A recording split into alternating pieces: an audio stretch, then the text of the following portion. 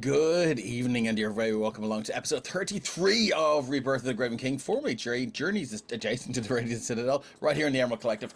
Rebirth of the Graven King is a mini campaign of my own design, but features the Radiant Citadel from the campaign of the same name. Basically, I started running that and actually read through it and thought I haven't the patience for this, so I'll make up something myself. My name is GM Dave, and I'm the Dungeon Master. First up, a few announcements before we start rolling the dice. We know we're not on Twitch every evening, even though we'd love to be. So with that in mind, we're also on the podcast scene. We have an entire Call of Cthulhu story available for you to binge on all podcast platforms and also on our YouTube channel. It's called No Silver Linings, set in Silvermines, County Tipperary in 1919.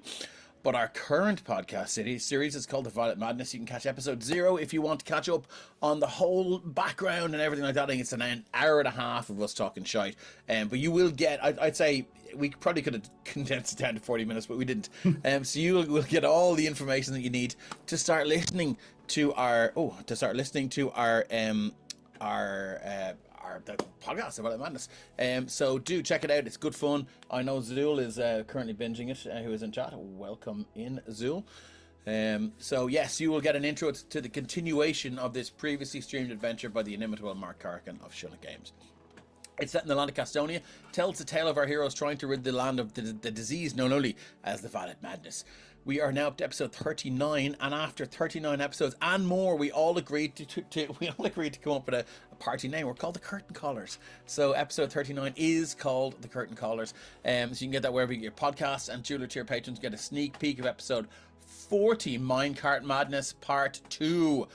2 weeks ahead of everyone else on our Patreon. You'll no longer find us on Spotify, though, as their values are worlds apart from our own. We're on most of the other platforms for now, though, so it shouldn't be too hard to find us. Now, I mentioned Patreon. Yes, I did. We're over there at patreon.com/the Emerald Collection to find ours. That's where you'll find us. Depending on the tier you choose, every month you'll receive original battle maps, original magical items, and monsters. You can use them in your games. There's even bonus maps with variant versions.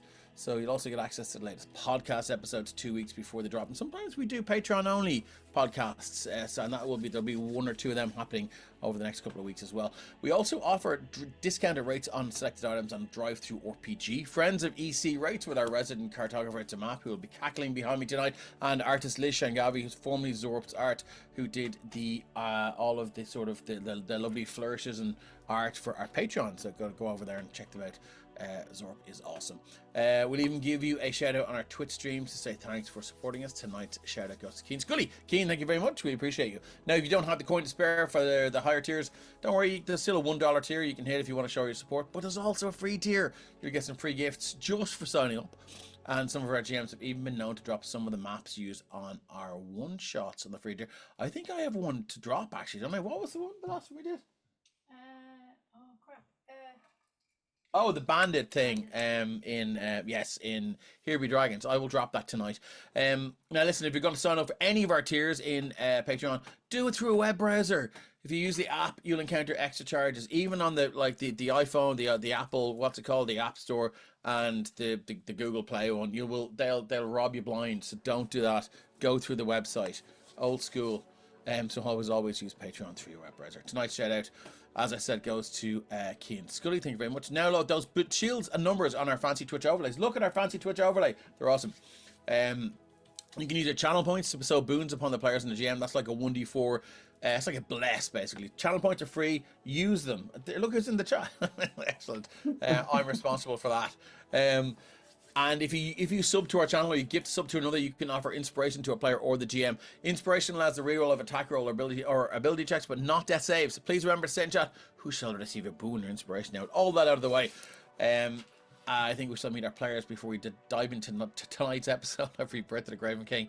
Hello, friendos. Please tell us a bit about yourself, your projects or hobbies, and who you're playing, starting top left to bottom right. Felim. Oh, God, I hate going first. That's the fact about me. But anyways, hello, everybody.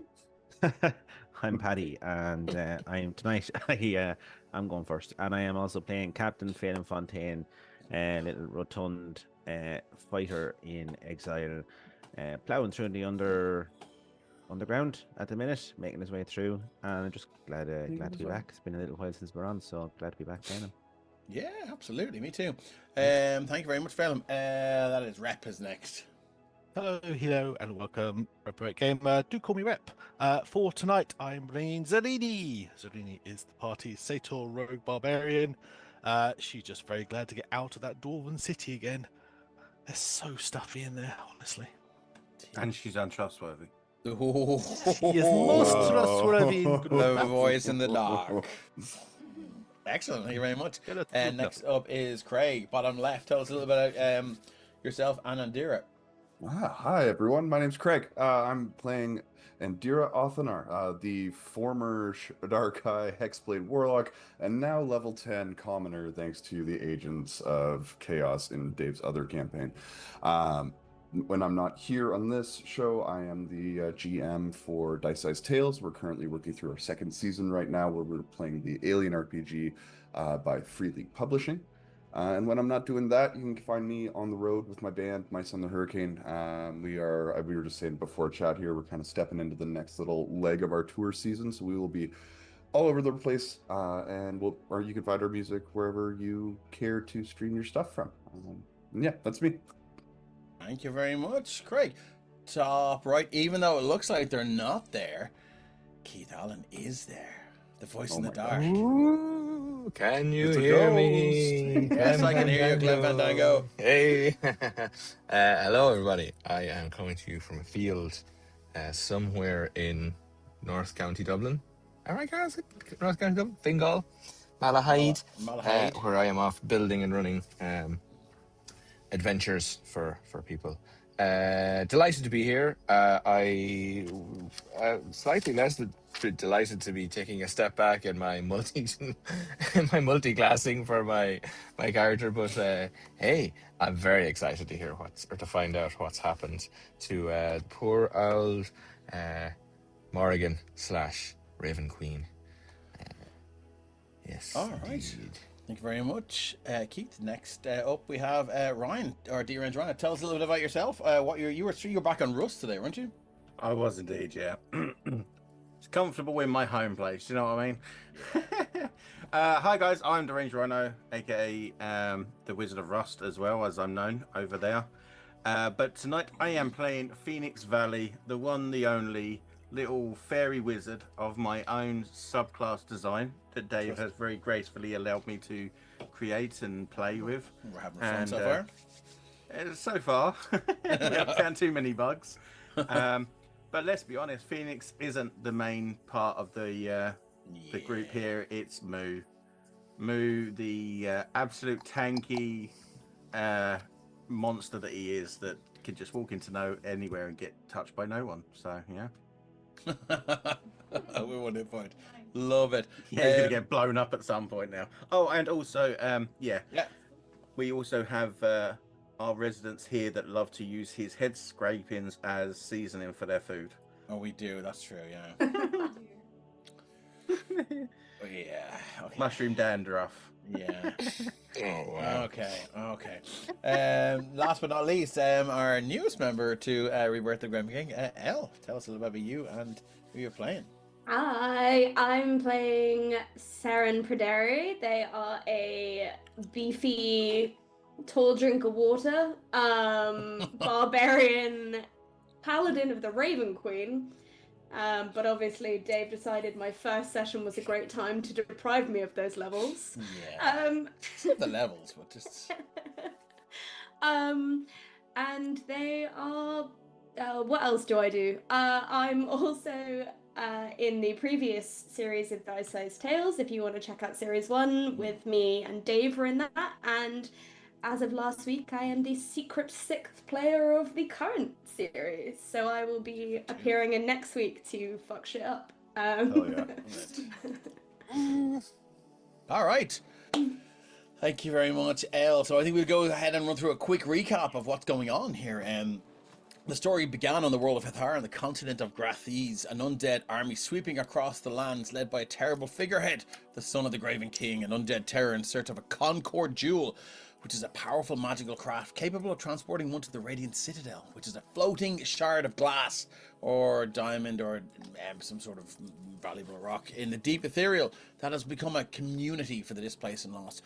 By a strange turn of events, the party found themselves in that very same craft, transported to the Radiant Citadel, where they met Nod, a wizard charged with the place's defense, who tasked the party with uncovering any and all information that they could about the son of the Graven King from his home the island of Garthas, back in the world of Hethar. So the son of the Graven King has 5 minions that hold sway over the undead infested island and guard traces of his past. Having defeated his first minion, Shazastar, and accompanied by a sentient glass orb named Margaret Caden, the party continue their search for information on the dreaded son of the Graven King, but now in an attempt to acquire weapons capable of damaging the Shard, a construct of terrible power that has been sent to destroy them. The party have slain a dragon for the dwarven kingdom of Magmar, but that still doesn't seem to be enough, as the party have been sent to rescue the King of Magmar, who's gone missing almost as soon as he came out of retirement. But currently our heroes are in spot of bother, taking their ease in Fenix's magical tower. Those sensitive and in touch with the Raven Queen have had that line of communication rudely interrupted and severed, as something has happened elsewhere in the world of Hethar. So, what kind of terrible event could disrupt the flow of communication between the Raven Queen and her worshippers? Just what has happened to the King of Magmar and his best friend? And will Felim accept Margaret Kennan's offer to empower his sending stone so he can speak with his wife? Eons, leagues, worlds away. There's only one way to find out. Play some D&D. All right, so we're back. Here we go. We're back. We're bad. Carnage. So, I think we shall. The first things first, we shall return to Phoenix's tower as you guys are taking a rest after day one of travel through the Underdark. Day one has been uneventful in as much as you've sort of reached the edge of the territory of Magmar, and there's the way their relationship with the creatures of the Underdark work. There are a series of dwarven outposts further along, but they have been the staff there have been slain, and maybe six more outposts out. There were dwarven staff out there, so it's kind of like the tide. The dwarves reclaim parts of the Underdark and staff these sort of outposts, and then either drow or other creatures sort of move the tide back and kill some of the dwarves, and then they reclaim some of the territory. But as things stand right now, you guys are doing all right. There's been nothing to worry about until you take your first night's ease in Phoenix's tower. Phoenix, would you like to describe your tower once more for us? So, in this one, because it changes from time to time based on what we need, but in this one, the 2 different floorways. On the first floor is, of course, our wonderful wooden and cushioned seating where people can relax and unwind and chat, with a lovely fireplace that go in where you can do some cooking and stuff. Felim loves to cook us up some lovely delights that make us all sick, and then upstairs is the bedrooms, so there's nice beds for everyone. There's a bed for Fenix, however he never uses it. He ends up just normally making a hammock in the corner with some tendrils of ivy and leaves and stuff like that. The only difference being is that Moo has his own little dog kennel-esque type thing that sits underneath it. That's the quickest way for me to explain what it looks like. That's exactly how you explained it last session as well. two months ago. I love it. A kennel full of shit and a mushroom lives in. Yeah, it's just a kennel, but then inside it's just a mud patch that he just plants himself in, and that's it. He's happy out. All right. I can visualize him just like as he plants into it, he just like lists slightly to one side as he falls asleep. It's more that he just melts down. Like, imagine a Stay Puft Man if he just melted. Like, that's kind of... Oh, wow. And then when he wakes up, he just reinflates. Yeah, basically. it's Baymax when he deflates in the film. Oh, no. Okay. I haven't watched that in ages. Too cute. I can't watch that film. It makes me cry. Yeah, it's a fucking tough watch, man. It is a tough watch. Okay, so listen, if you came here for D&D, you came to the wrong place. We're just going to talk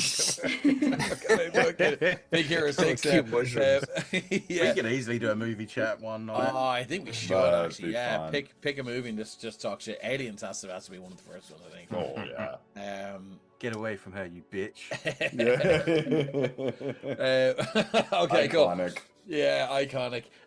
Okay, cool. So as you're taking your ease in Phoenix's tower, as I wanted to scream that I did last time, but as the screech, Go on, Dave. as Do the screech, the aliens, do the roar. yeah, Zool is straight back in with the aliens.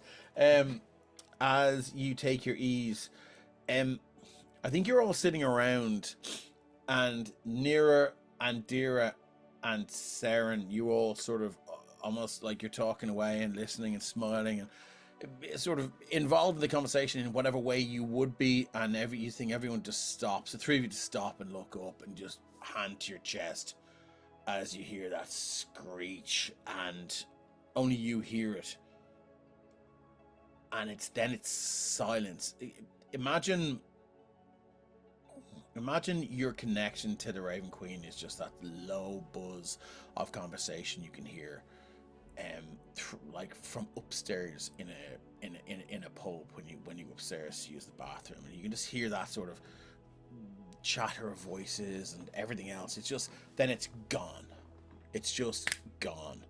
And you feel this sort of absence in your chest, your heart, and your mind. And as you sort of bend halfway over in not pain, but there's just something amiss. And dear, you feel at the strongest. That connection has been severed. The place where you normally look for the Raven Queen,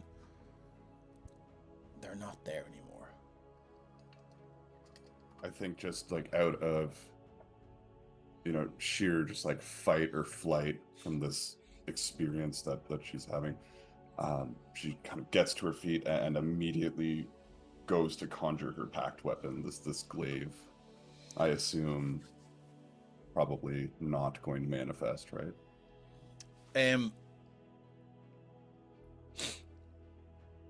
Bring me back to the first time you conjured that pact weapon, because I'm sure there were many failed attempts.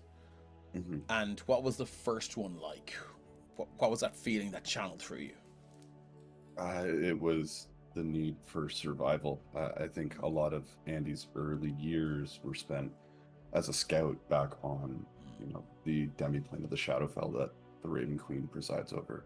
And, she had been learning these new abilities and wasn't really finding much success, but she was out on a scouting run. She got jumped by a couple of bandits, and in the process, the spear that she was carrying was snapped in half, and if she hadn't have been able to conjure it then, she probably wouldn't be here today. Okay. As you sort of channel that energy and that memory, nothing appears. And I think you see Nira and Saren looking at you. Nira, who is very familiar with the abilities granted to you through your relationship with the Raven Queen. Saren maybe not so much, maybe just sort of trying to suss out what you're doing, maybe. It doesn't succeed, and she tries just like again and again, and in like frustration, like tries to just fire off an eldritch blast into like a nearby tree or something, and just nothing. It's all gone. It's all gone, and it's overwhelming isn't the word.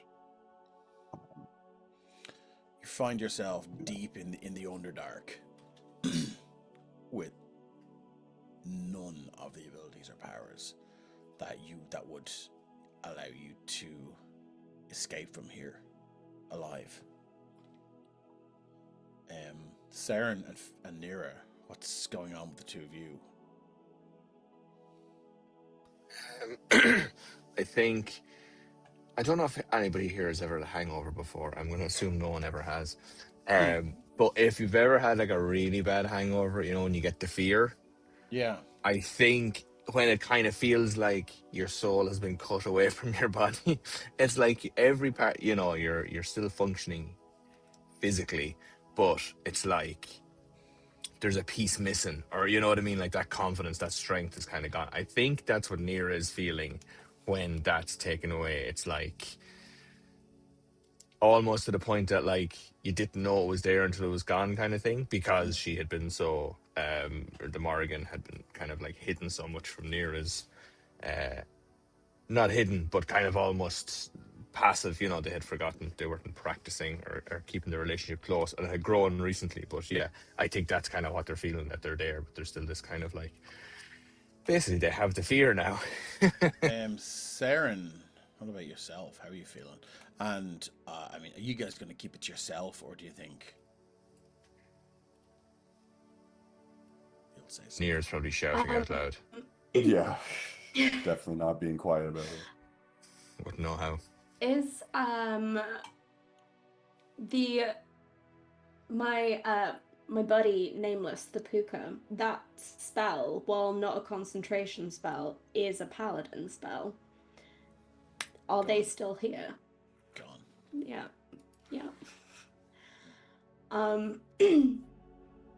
I think similar to Nira, it's this like,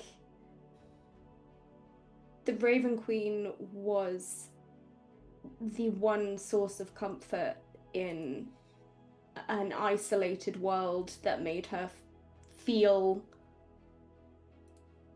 like there was purpose, and that sudden absence is just like all the warmth in their body is gone, and they are just a scared child again. I'm being hazed in chat here. And rightly so. This is a direct result of something that's happened in so all of my campaigns are in the same world. It's a direct result of something that's happening in another campaign. But it's not. We'll play through it. It'll be fine. Yeah. I mean, look, the floor is yours. If you guys want to like engage with each other, be curious to see what you all think.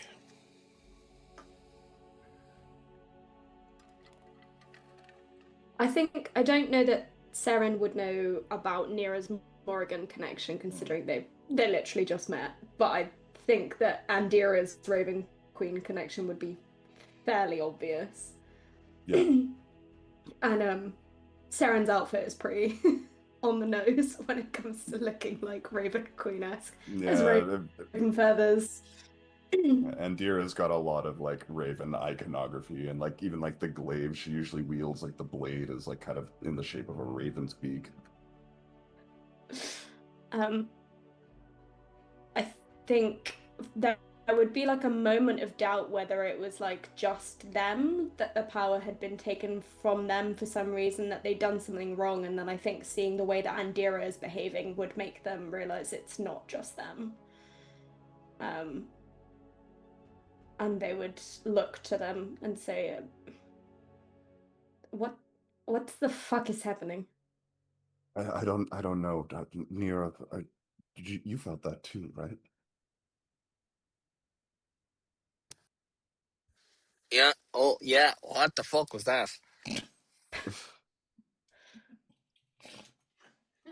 Anybody else? Sorry, Dave. Did we hear that scream? Everyone who is sort of got some connection to the Raven Queen heard that kind of screech. Thanks for doing it again. That was a low volume version. That was the inhale version. Yeah. And there's Bodhi. Look at a little boy. Oh, hello. Just breathe in that stank. I love my dog's smell. It's just the most comforting thing in the world. So you would have heard that. Can I get an insight check from anyone who's connected? From you three, please. Or where I need a 20 or a 20. A 20 will get you something. 25 will get you a lot. Oh Jesus Christ, lads! we've got 5 inspos in the pot now. Thank you very much to our anonymous gifters. We appreciate you. You are good folks. Thank you. So if you want to re-roll that, you certainly can. But hold on. I think everyone. I think thematically it works for Nira anyway. Okay, cool. I'm pretty happy. I think the shock of what has happened sounds like that's I don't okay. think Nira That's was okay. clued in enough to the Raven or to the Morrigan to be kind of like. Yeah, there was something about that shriek that sounded off, but I think just the disconnect is too much for you to sort of probe or analyze or sort of consider it with a sort of a contained mind. Moving off to Felim, you can see some curious looks and some concern. Felim, you Sorry, now Dave. Can I just ask what's yeah. what's the setup here? Who's where in? Are we all like sitting around in the conversation pit, like in the main room, or I are we thought all, you were. like, Yes, I dotted thought you around? were. Sorry. Grand. Okay. Because I know there was a horse. Everyone was like talking. Some people were talking to the horse, or over like playing with the. I think that was just outside, and then you came in. But I mean, I'm happy to be corrected. But anyone that sort of took a fancy to the horse and were sort of that sort of wanted to pop outside and It's say not hello that to the type horse. of horse. Yeah, then the horse is not there either. The horse outside, yeah. Handsome horse. So Like yeah, on the Civic, right? the horse is not. Yeah. Solid 10, welcome in. Hi-oh. Yeah. Yeah, I think Nero would then be kind of like casting around to ask, how to see how is everyone affected, and I presume like I can visibly see that Andira and Saren Absolutely are can, like yeah. kind of like, and I think Nero will be asking, like Fenix, Felim, did you feel that? Zarini, what's going on? And I'm not kinda, sure yeah. what you're talking about. You still seem more pale than normal, and you all pretty pale. scream. Did Joel That- hear a that's Very scream? pale. No screaming here. Did you? Not from me, or You obviously that I did. heard. Well, that makes it even more fucking concerning. Sarah, did you hear that? Yes, I heard the scream. I think, and I think Nira's going to. I'm trying to decide. I think, like, narratively, I think Nira's monk abilities are kind of like maybe muted.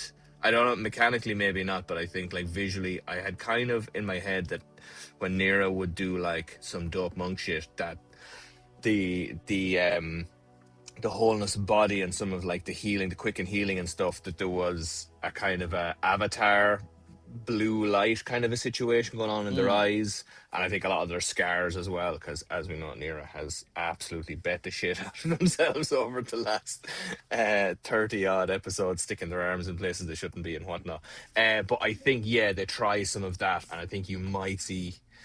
Actually, I think narratively, I think it sounds cool if Nira was taking their abilities as a kind of like still from the Morrigan, their Okay. monk abilities from the Morrigan, but not, it was kind of almost like they didn't know they were doing it, or it was, you know what I mean? Like it was still coming from that direction. So I think that, they're going to try and do charge up some of their stuff, and nothing's going to work. And I think they're going to get pretty freaked out about that. Okay, I like that. And tell the rest of the team that my powers are gone, my strength is gone, I can't. And Nira's going to look very shook, very worried, and kind of like sit down and like be shaking and kind of like muttering. Is it because you're in here? This might be causing an interference. Go outside. Nira is going to clutch onto that. Oh, do you think so? I'll check outside. I'll check outside. Maybe And it's Nira's because going to I'm more bolt outside. powerful? I don't know. As you bolt outside into the middle of the dry raiding party, you only joking. You absolute bastard! As you Not bolt like this. out, You got me so hard. As you bolt outside, the air again changing because you've emerged from this Phoenix's magical tower, which the air is like clean and or not, or you emerge into this this dank, dripping sort of world beneath a world, and as you kind of look around, you attempt to summon those powers again and just manifest your key, and nothing.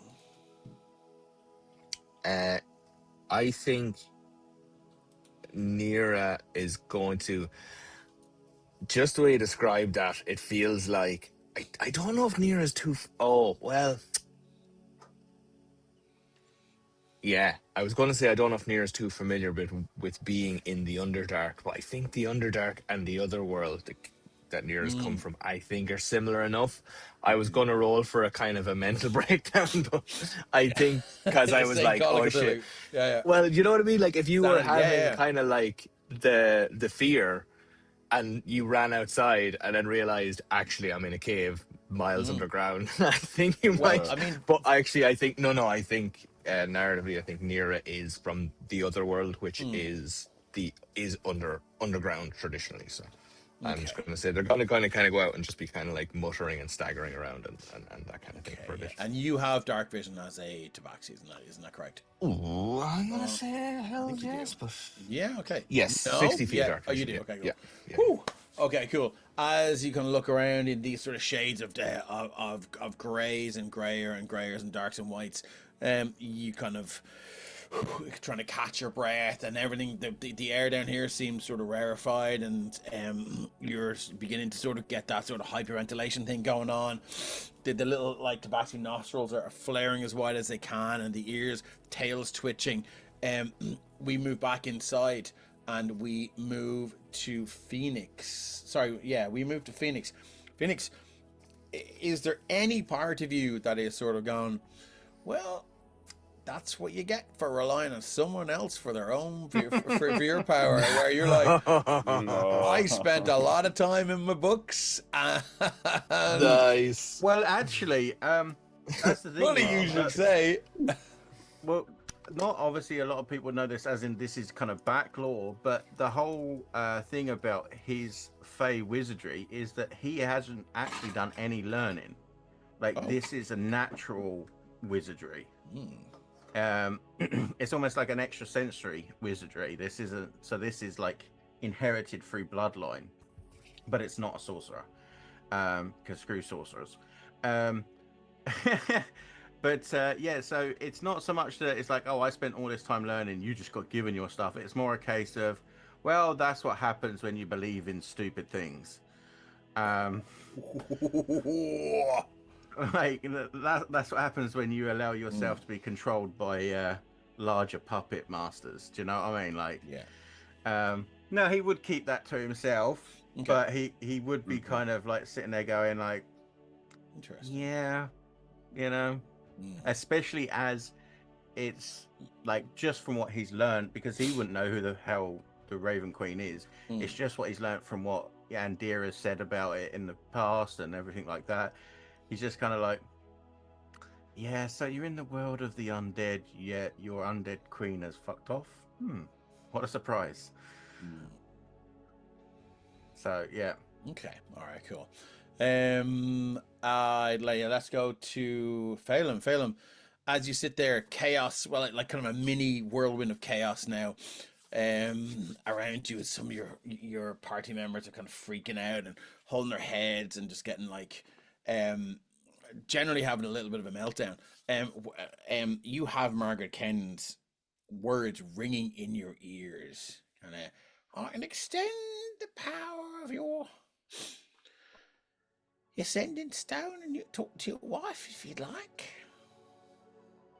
Margaret, do you know what? I'd love that, but could you give me about 3 minutes? 3 minutes. Yeah. Right. What is it? It's a very specific amount of time, Felim. It should be. Well, did you hear anything there yourself? What? Did you see Nero the way he's gone on? I've never seen him so nervous. Oh, now, yes. Old Margaret Canaan saw what was happening there. She heard what happened as well. Did you? Margaret Canaan heard what they heard. Right. What did you tell me? Big screech. It was a screech. Would you like to roll me a d20 and add 12 to it for Margaret Kennan's insight? Oh, yeah.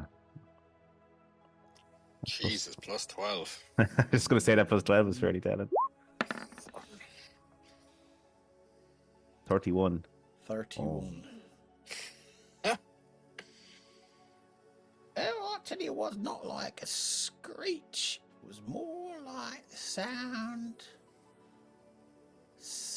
a creature makes when it's just been born. Interesting. Jesus. Being born. Why would that? Right. And you don't know what you didn't. Oh, Margaret kinda knows something's been born onto this plane of existence Right. that is going to herald its ruin.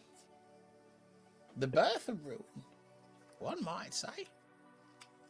The ruin of this plane of existence, or its own ruin. Sorry, David. Not being. No, you're okay. You're okay.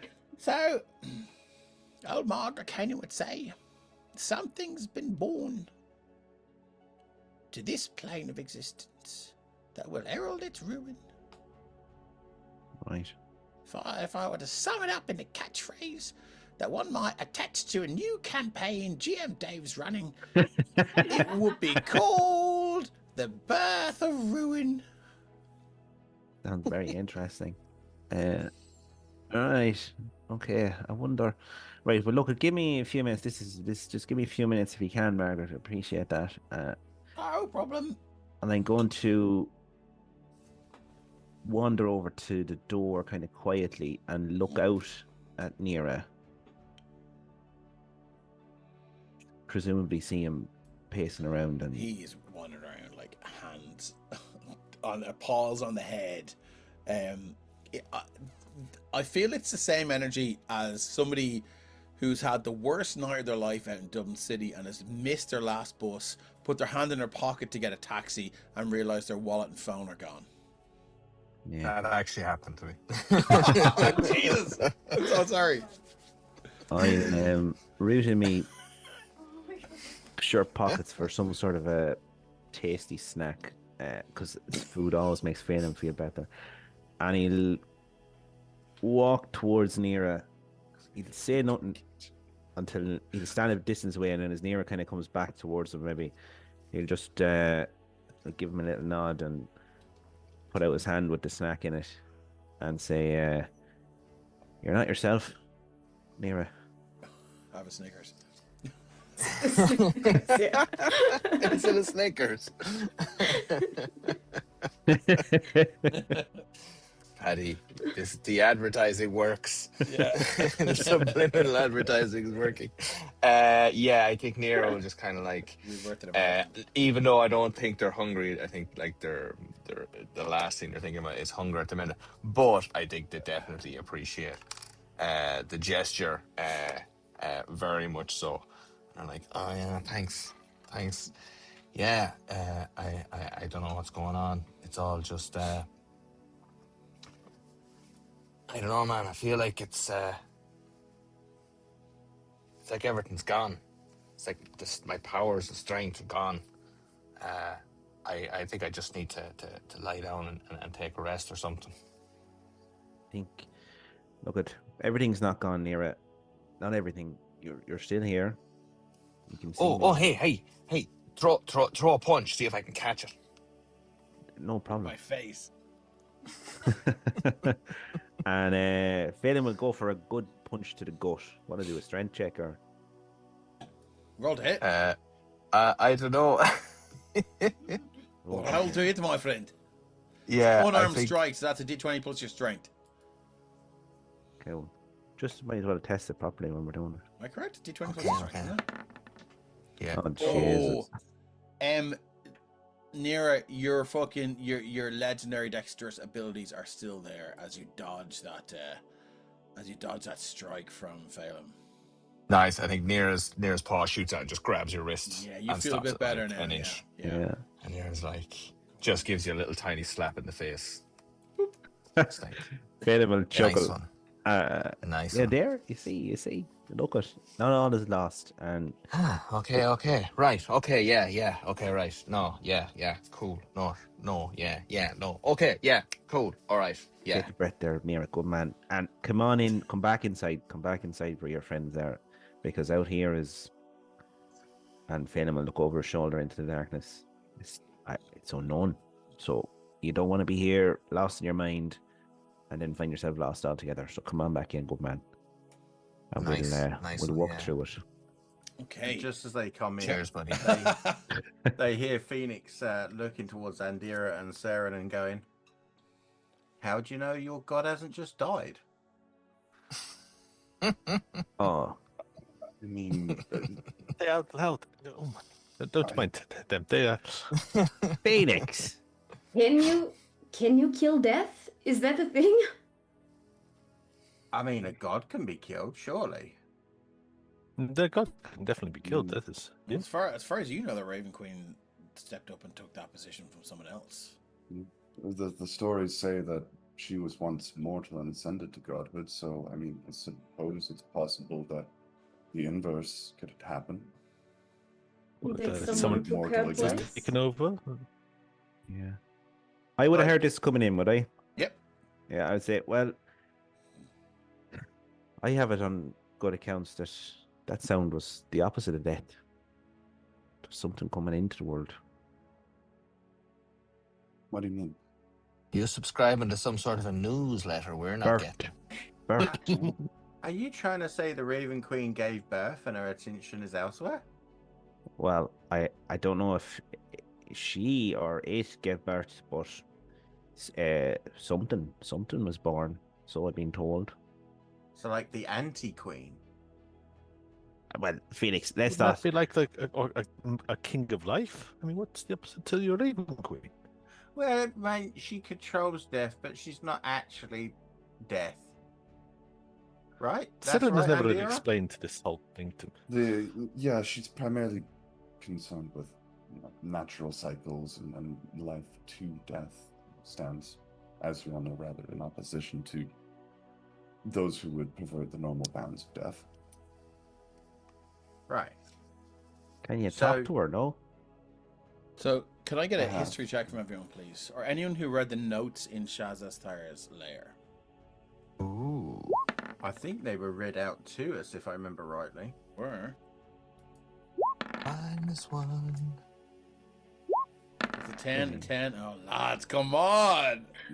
10, 10, 11, 3. Oh, Pass. Jesus. Might a boon make a difference, Dave? I need. What are you at? You're at a 10. 10.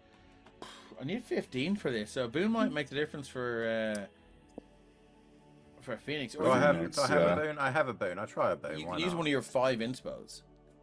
I use a boon first. There we go. 15. Oh my gosh, there you go. Nice. You harken back to the time when you found this note in Shazastar's lair. Stirring from halfway around the globe of recent years, a continent called Sargath is the intended emergence point of Orcus's child, Tharazadoth. It is the anti-queen. Oh, Illithid activity is no. what tipped my spies off to begin with. They are fleeing the continent and relocating to Sophrone. How are they always the first to know about everything? I hate those sonic, glistening creatures with a passion, but I digress. We are now on a timetable to free my father before the emergence of this creature. Find a way to secure that Concord jewel for me, so that I may conquer the Radiant Citadel and harness its power.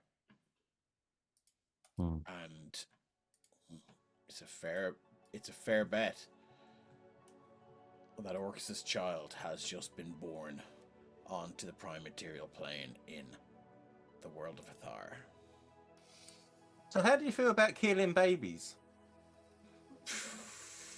Jesus. I think there's a bit of context I might not- require. I mean, it's an I evil think- baby. I think at this It's kind of stage like it's Thanos. not. It's not good. It's not even a baby. It's like probably a very powerful demon at this stage. We could be demon hunters. That has a little bit of a better ring to it than Yes. baby killers. It does. Yeah, Yeah. I'm more amenable to that for sure. I think I can Cool, get behind that concept. We could call ourselves K-pop. But why? And forgive me ignorance now about your god. But why, or goddess? Why would this creature coming into existence stop? Cause the hassle for you guys? Like, Would I have any insight to that, Dave? Or would I any of think us? Andira would, and possibly Saren would. You would know that Orcus is the sworn enemy of the Raven Queen. Yeah.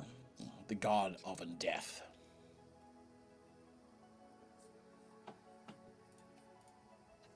Why If just this one? birth has occurred, do we think this has consumed such a vast amount of her power that she has gone into hiding, or do we think it has somehow this child has superseded her? It could just be a interference.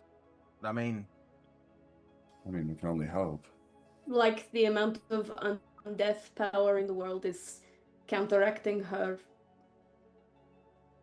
radiance? I don't know. I don't really know the terminology. Thank you, Anon, for 5 gifted subs. It's amazing. Thank you so much. We appreciate you.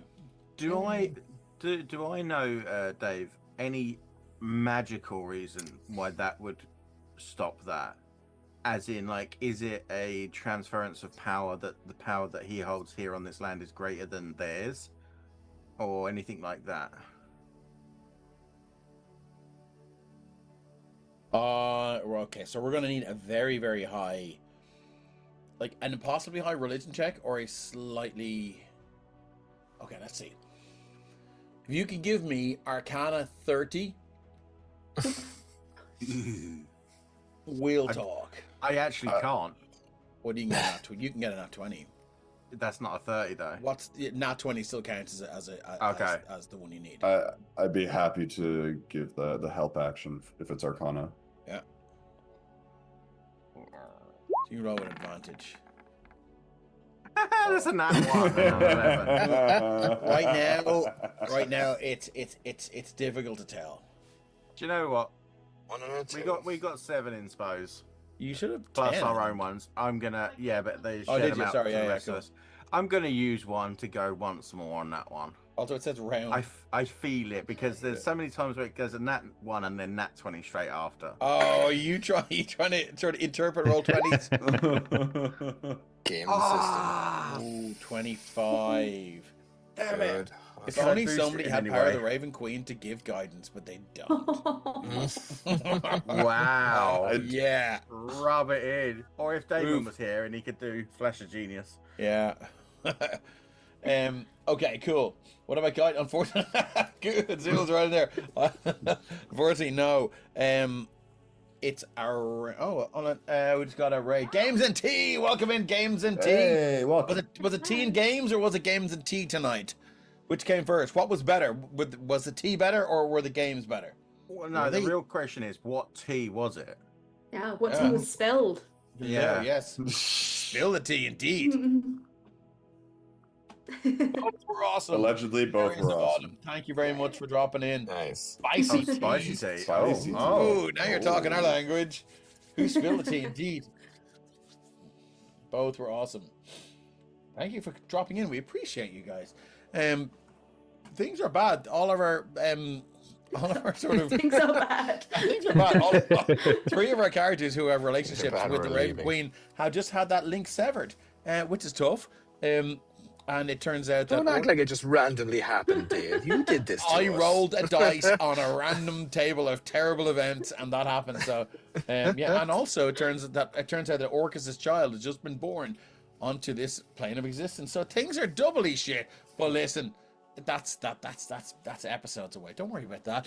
But we are worrying about our character's state of mind. As we sit there. You're tired after a day's travel. What are we doing? Are we going to try and have a rest? Are we going to try and do something about this? What are we going to do, guys? Because you have accepted the job to hunt down and find a dwarven king who's gone missing. Rescue is the word, not hunt down. Yeah, hunt down. Yeah. Sit and Yes. have an existential crisis. We appreciate your follows, guys. Thank you so much. I'm so- planning to still go and hunt him down like after I sleep. So in the midst of Phoenix's tower, this sort of magical construction that you create just to make our long rests much more palatable and comfortable. We have 3 characters who are ill at ease, and we have two more. Felim, we're back to you. Margaret Kane, the glowing glass orb, has promised you that she can augment your sending stone to allow you to speak with your wife, who may be in a different time. Oh, sorry, in a different time, different place, or a different planet. So, what are we doing?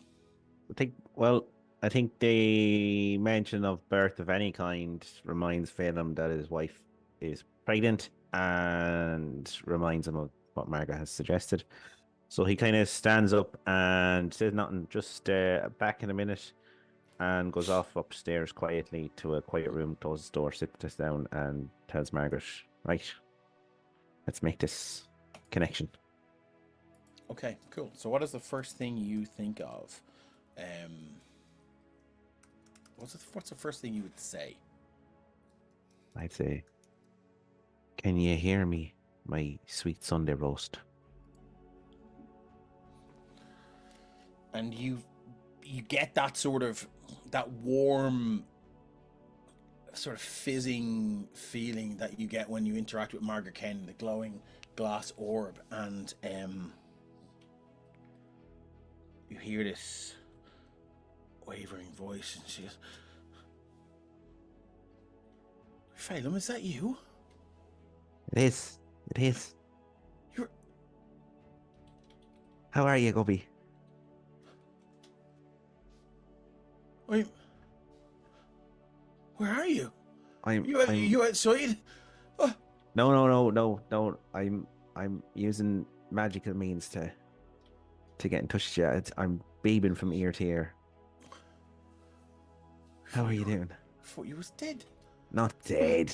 Never dead. Long time to go yet. I have to get back to you at some stage, don't I?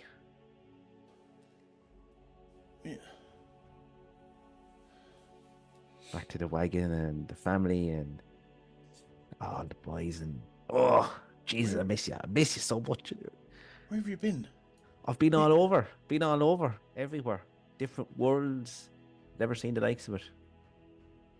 Even made friends with a beholder, would you believe that? Or something very like it, anyways. What did you think? You've some neck. Don't let me like this. You have a gorgeous neck too. Oh, well, yeah. Well, you don't tell me you're angry, are you? Felim, you left when you were with child. Yeah. Your child's 40 years old. What? Oh, you're joking me. Stop it. 40 years old. But you've been on 41 years, Felim. And now you think, contact me out of the blue. Look at this. I've remarried. Oh, no. Stop the joking now. And your child's 41. 41, me backside. His name's Albert. Albert? That's a terrible name. You're definitely, there's no way. No way. Where did you pull it? Listen, stop the messing. This is really me now. And quit the messing. We don't ever want to hear your voice again. What? Out gallivanting, leaving your wife and child fending for themselves. You know I had to leave. That's not fair now. That's not fair. I went off to protect yous. All he is. You know I had to do it. Traveling worlds and planes. Spreading the name of our famous band. Trying to gain fame and glory and bring it back to us. The war is over, Felim. War is never over.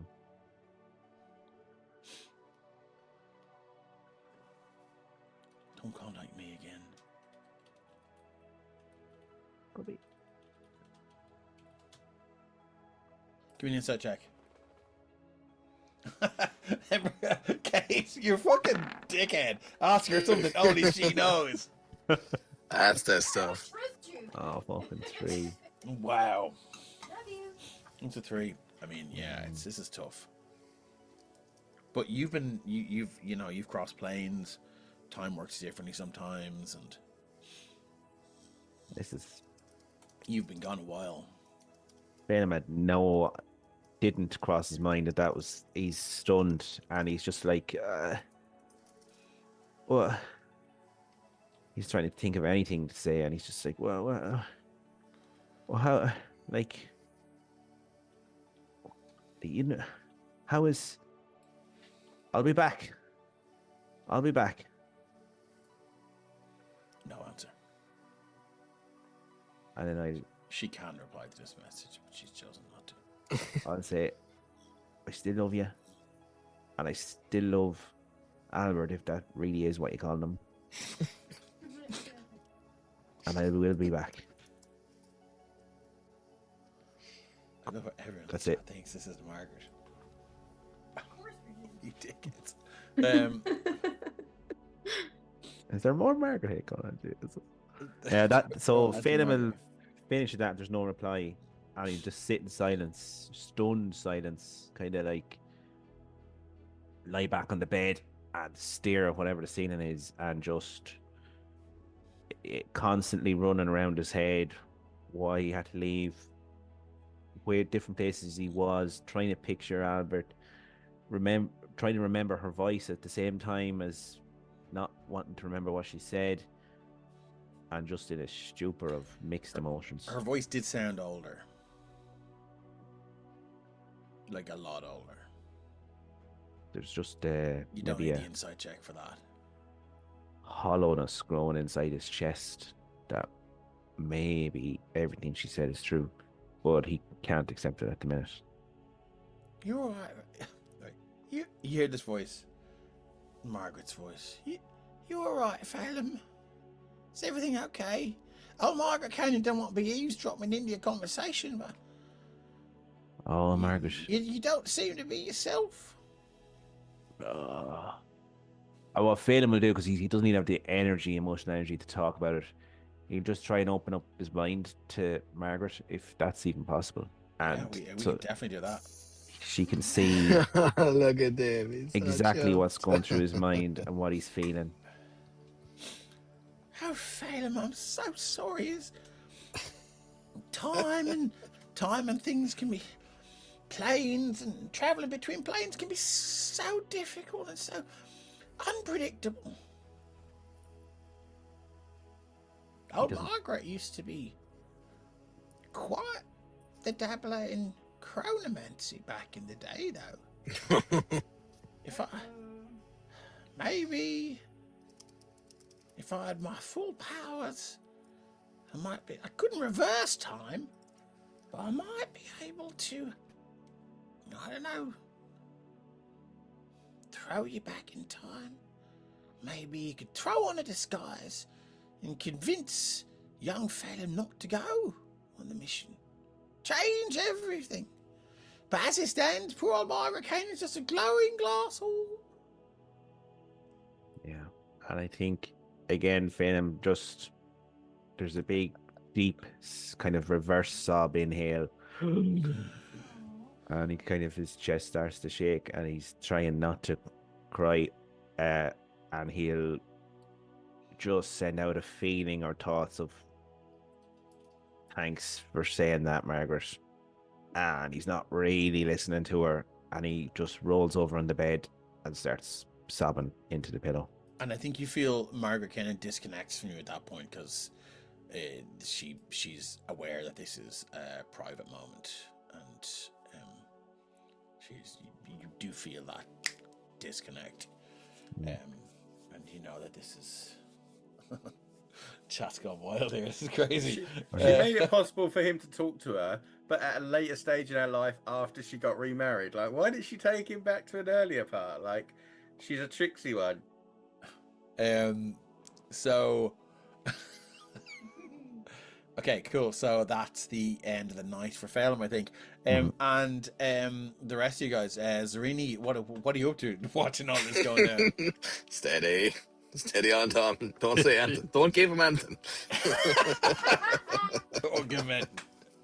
I Sereni's sit trying quietly to with my eyes understand closed. what the Raven Queen is, because she's trying to work out, because to her, for her land, there was a pantheon of gods, so she's trying to work out, is the Raven Queen more like the lord of the underworld? Is she more like the ferry man who takes them there? Is she?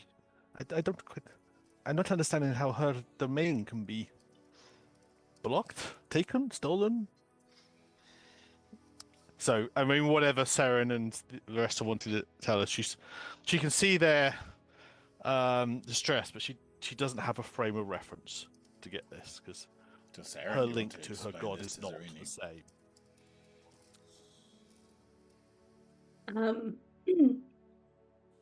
I mean, my understanding, and it's probably worth me clarifying above table, my understanding of the Raven Queen is that, and I think this is Saren's understanding, however, she wasn't they weren't raised in it, so Andira might have a different view.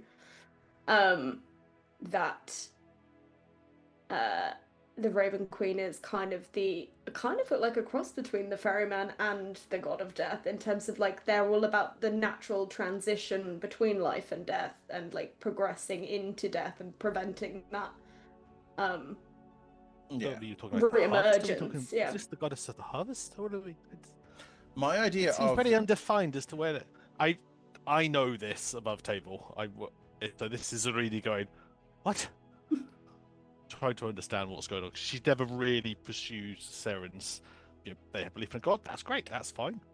So she's only ever been interested in how the power gets to her, not necessarily in terms of what the domains are or what the kind of limits to where. I don't know if anyone's ever read the Remedy Feist books, the Servitor and the stuff like that. So my idea of the Raven Queen, it like in her, if we were to sort of, the camera were to pan over to her right now, she would be the one at the head of the queue where everyone is just sort of walking along and she directs them left or right, up or down essentially. It's dispassionate. It's just. She presides over the people that have died, and but also she is, she's the force of death, which is a natural form of life. It's the natural conclusion to life, and if the undeath is the perversion of that, and that is why she is, she abhors that. So, but I mean, my if you were to have an image of her, she would just like. It's just this dispassionate face and just sending people left or right. She's basically dormant. Okay. Yeah. Name's not down. You're not coming in. What? You got it? No, that's space. And I think that was gets that space. He'll be a suit. Don't you worry. Oh, yeah. No, you've had too much tonight, lads. I think the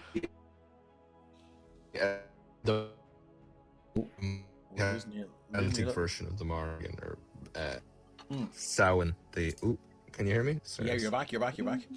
And it's I think it's cool that everyone has different sort of visions and ideas as to what this entity is, because many different cultures will. Yeah, and I think it all kind of, well, I know the version that I'm aware of is very similar to that. It's very much kind of like that's where the gates of the other world were, where Nira was kind of stationed and trained and lived, and that was the entrance to the other world, which was a kind of home of or temple of the Morrigan, and it was very much that Nira and the other Tabaxi or the Kochi used to guide souls to the other world, and so there's all very much that. But again, with Celtic mythology and stuff, it's all very vague and. Was it literal or was it metaphorical? It's both at the same time and neither as well. So, it can, it's malleable as well, I think. Okay.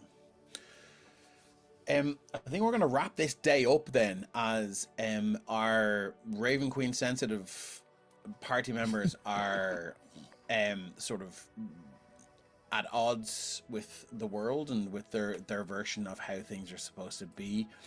Fenix is sort of using not that you have to maintain concentration, you're sort of, back of your mind, you're keeping the tower functioning.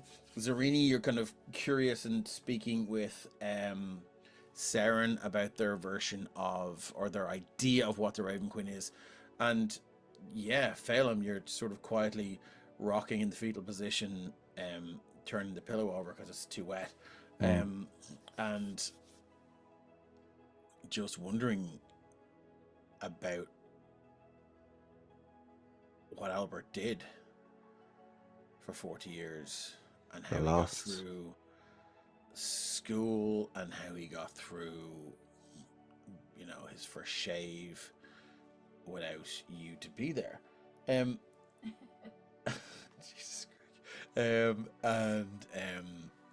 With that, I think it's a good time for us to take our break. We will return in about 5 or 10 minutes, and we will start the next day. Oh, wow. Ooh.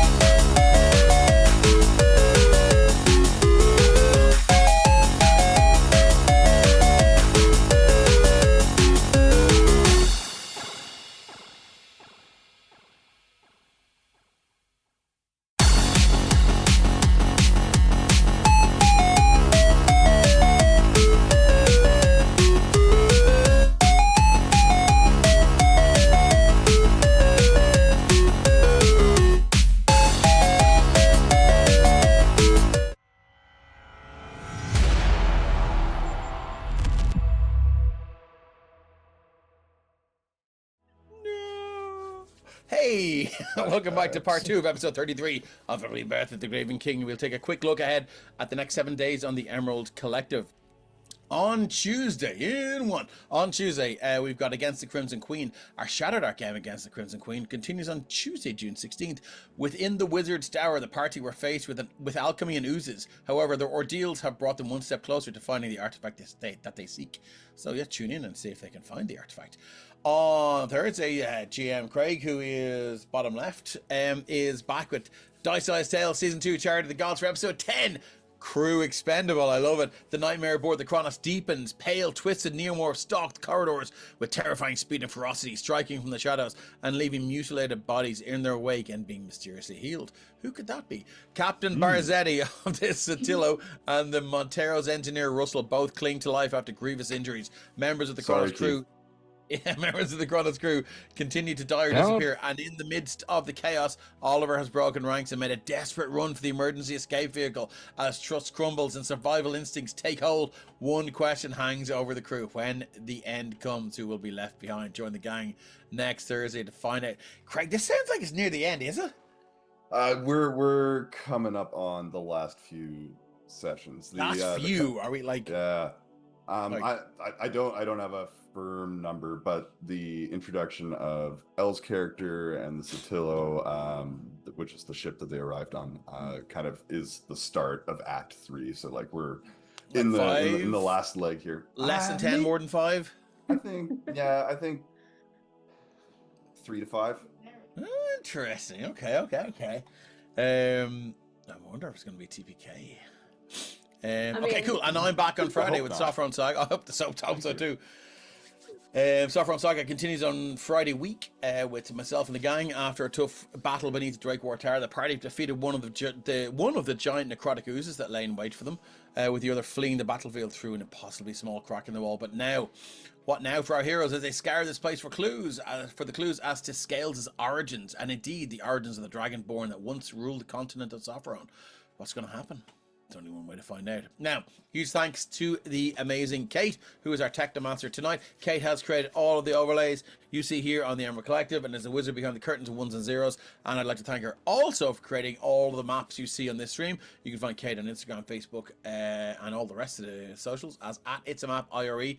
Please give her a follow, and if you're looking for battle maps, she is open for commissions. All the music you hear is, and also you can find her if you scroll to the About section of our website. You can donate. You can gift her a coffee in the Tip the Technomancer button. She is on coffee, and you can buy her a coffee just to say how awesome she is if you were so inclined. All the music you hear on the stream is from Tabletop Audio. It's quite low at the moment in my ears, but I will turn it up. You can find them right there on the Roll20 jukebox or on their website. But now let's lock it back in for part 2 of episode 33 of Rebirth of the Graven King.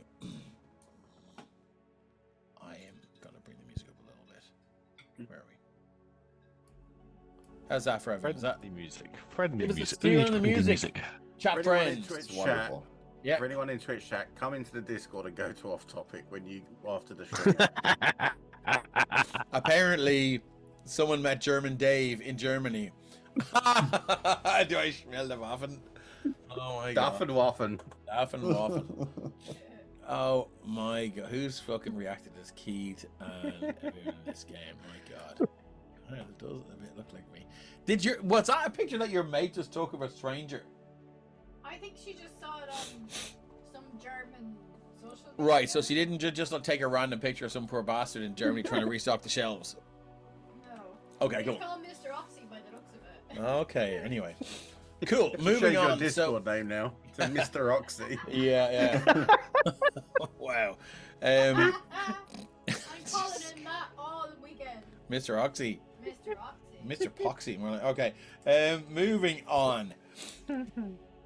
As everyone wakes up after a long rest, some long rests that are more comfortable and restorative than others, you still get the benefits of a long rest. So if you do have spell slots, I mean, for the sake of argument, do restore them and do restore abilities.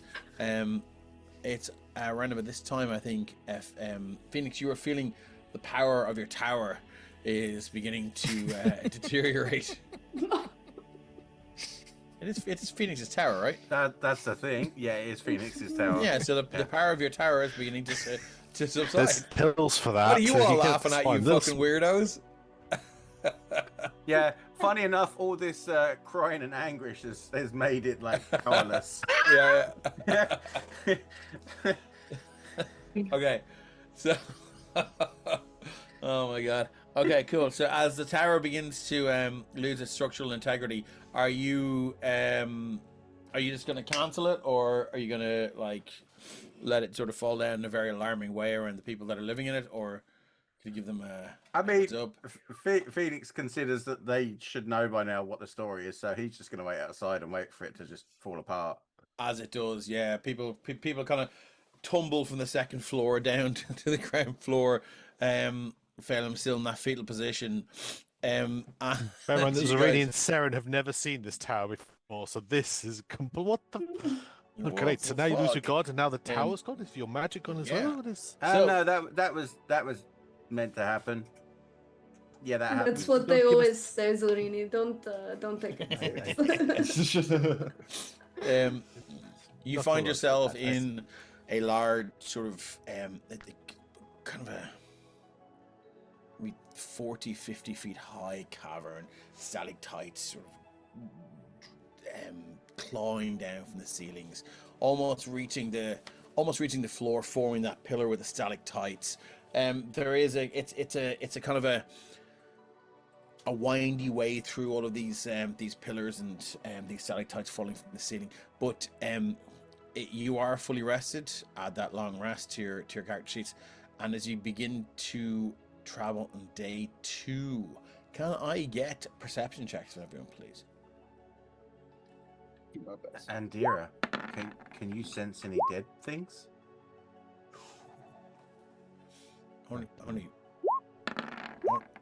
Only your power. No. It was a genuine question to see if like it had changed overnight. Like it was like, can you do your thing that tells you? Okay. So we've got perception 20. We've got perception 16. Got a Oh god, 22. I've gotten loads of errors on my roll 20 sheet at the moment. Start rolling well now. Felim can't see shit because his eyes are so red from the crying. He's all puffy. Yeah. Give me a second, trying to reload my roll 20. We're back. Okay, cool. 21 perception, 20 perception. There are some weird sounds that are sort of moving around, sort of echoing around down here. Anyone with any Underdark experience knows that sound travels very strangely down here. Something like a rock falling 20 miles away might echo up through caverns and chutes and tubes and things like that. Sound like it's happened right beside you. I think at this point I would like to get a luck check from any of our... Actually, can I get a religion check from our Raven Queen faithful, please?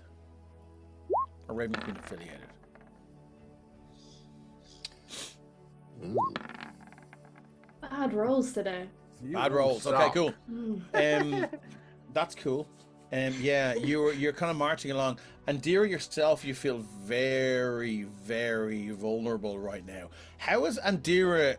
How are you handling that? Are you sort of like hiding behind the most powerful person? Are you sort of failing this? You are not Raven Accident. Queen. No, no, that's accident. okay.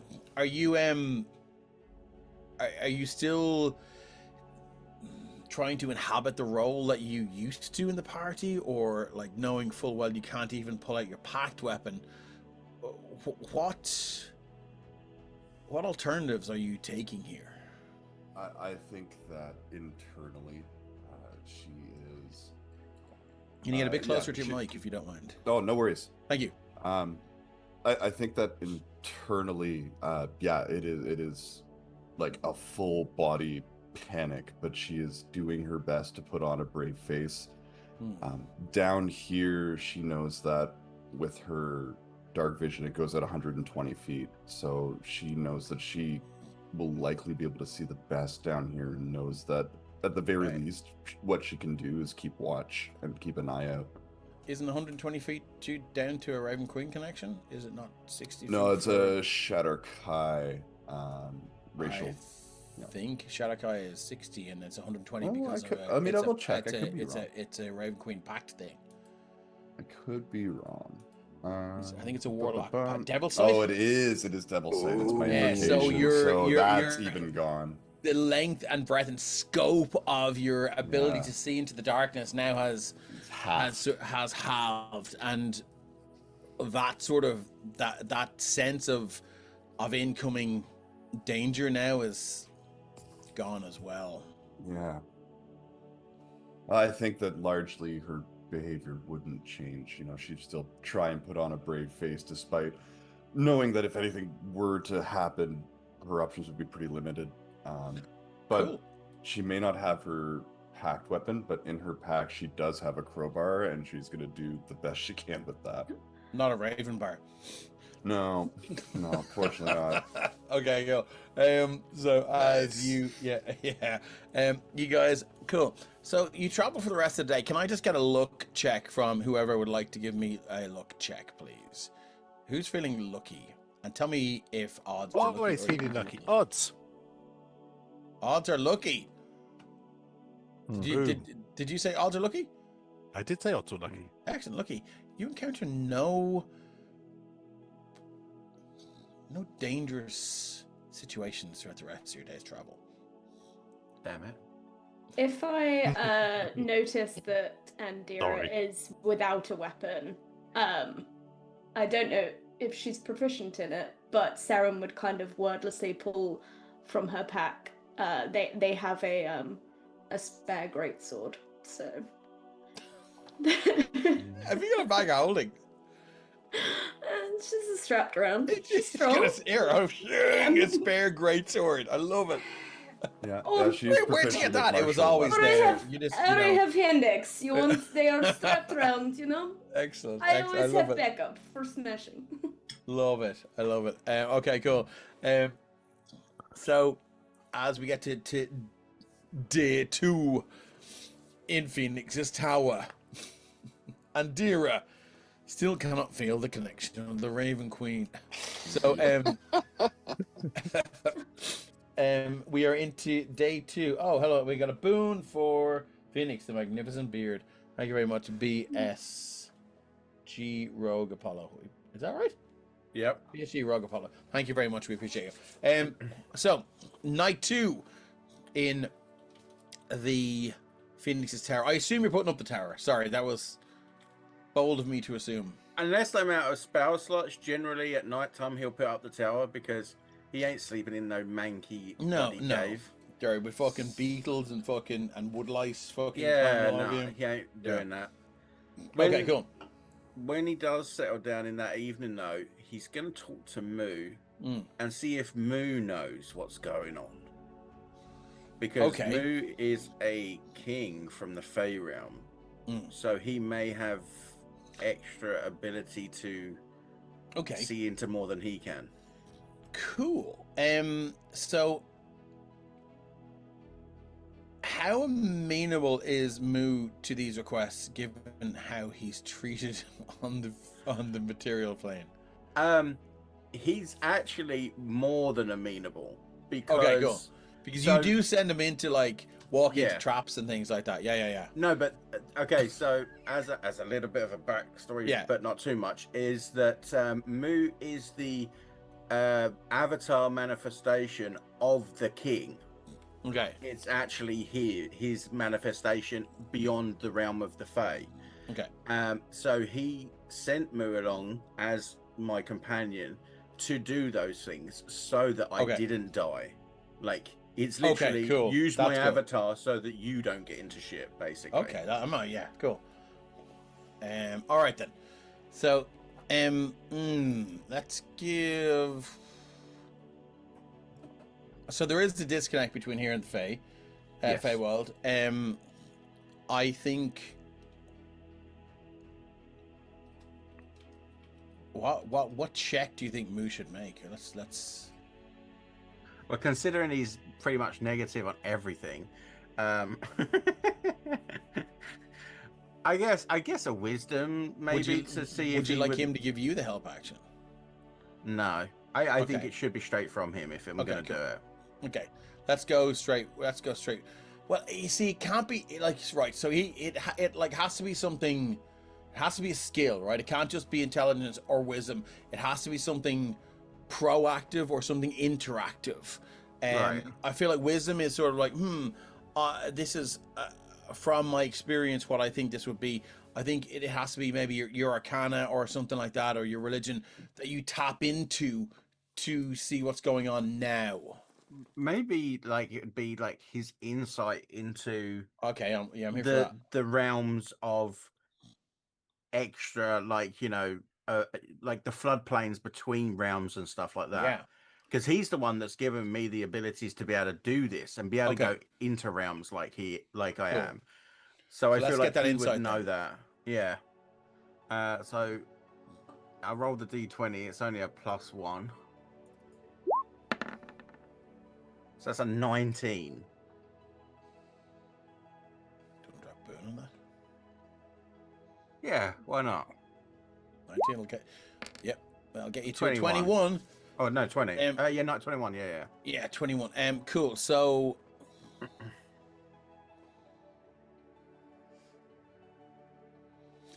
in conjunction with this, I would like more religion, or if you want, someone wants to give me a different skill for the Raven Queen sensitive people. If you'd like to give me a different skill, I'm calling for religion. If you like to argue for something else that you're better at, that you think might work in this arena, then please do so.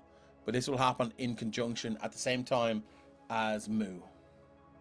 I will say I'm not being quiet about it either. Like I'm sitting in the Yeah. middle of the thing, just saying like, hey Moo, What the fuck's going on? what is it? Do you know what's going on? What's happened to her? Is she dead? Like he's not being very tactful with the others because he's not a tactful person, but it's not out of He's disregard just to them. sitting there He's just talking not to Moo. tactful. What's the matter, boys? The Raven Queen trapped down a well? Yeah. What's the matter? What's that, Skippy? Raven Queen's been beheaded. Oh, Jesus, yeah. Okay. Okay, we got a 7. I need a 15 or more on this, or whatever. Oh my god! No. You guys are having a fucking mare. I don't think I've rolled over 13 today. Wow. Trying to think. I've got good Thematic dice. insight, perception, survival. Let's do insight. Sounds good. Insight, go on. Come Nero, your on. last hope. Come on, Nira. Please. God damn it. You can drop a boon on that, big man. You need a 3 or inspos. Jeez. Okay, let's do that. I'll roll it You're again. gonna yeah? inspo. It'll Okay, be yeah. so fun when the Underdark creatures attack us and no one can do Oh, anything. there it Oi! is. Okay. Can I get everyone to take off their headphones except for Ryan, please? And then I'm gonna get to the rest of you.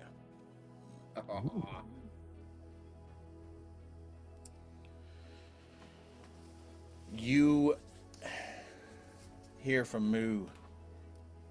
She's not there anymore. She's here. What the fuck? And then put your headphones back on.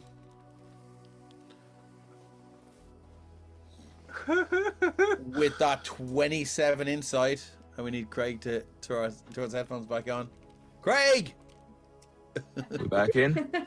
With that 27 insight, Nero, you are the first to feel it. The place where you search for your connection to the Raven Queen, it just error 404, Raven Queen not found. But you sort of you localize your senses, and all of a sudden your head is blown off with the power of the Raven Queen. You are thrown back onto the floor, and then Oh my God. I think Saren looks over at Nira, and you're thrown back as well. Ryan, about the same time as Fenix, you hear this, and Dira, you are just you're lifted off your feet and thrown back now as your connection to the Raven Queen is reestablished, but twice as powerful, as you all hear at the same time.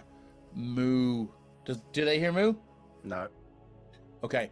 As you all feel your connection with the Raven Queen thrumming now, your hairs standing like tall, like just almost bursting out of your pores and your arms. Goosebumps all over your body. Your connection to the Raven Queen there is no filter. It's almost as if she's standing beside you. Can I get insight checks with advantage +5? Well, I would also flutter over them, and I just go, guess what? The reason you couldn't feel her was because she was coming here to see you. She's here on the material plane. We should have just asked Moo this yesterday. Moo would have dealt with this. Moo knew. Sorry, it didn't occur to me. We should have asked Moo. Moo had this. So 14, she's here. not 20. The Raven Queen is now walking the material plane. And that's perfectly Holy fine. shit. Don't worry about it. three times a day, you can roll advantage with any Raven Queen linked ability. Oh. So it's like 3 sort of Raven Queen only, like a spell or a sort of if they're like a detect magic or something like that, if you need to roll, or dispel magic if your powers come from that. But I need you to keep a running tab on how many times you actually use that, because it will impact our end game. Your characters don't know that. We know. Fuck. But if she's here on the material plane, though, that means she could probably be killed, right? So it might be a good idea to try and make sure that don't happen. But yay, you got your power she'd be back. 'cause captured she's and here. depowered. Then she'd be killed. It's easier to depower them than. Yeah, but if they kill them, then Sorry, they can what? take their place, right? It's easier to depower them. Well, it's like when the Titans were defeated; they were sealed away. They're still there. Yeah, but if the Graven King kills her, then he could take her place, and then they make everyone dead. I don't suppose your friend told you why she has suddenly come to the material plane? Gods Moo, just come to the material is she plane all here? the time. Moo, why is she here? What's she doing? I think, what did we roll earlier for that? For Moo? As a 21. What was the roll? It was just a d20. It was an insight. Yeah, sorry, yes. Give me another insight then. Oh shit, okay. Sorry, I was going, well, the gods walk among us all the time when they need to achieve tasks. This is normal stuff. So it's a 14 plus 1, so 5, and I'll roll that d4 on there as well, just in case. So it's an 18. 18.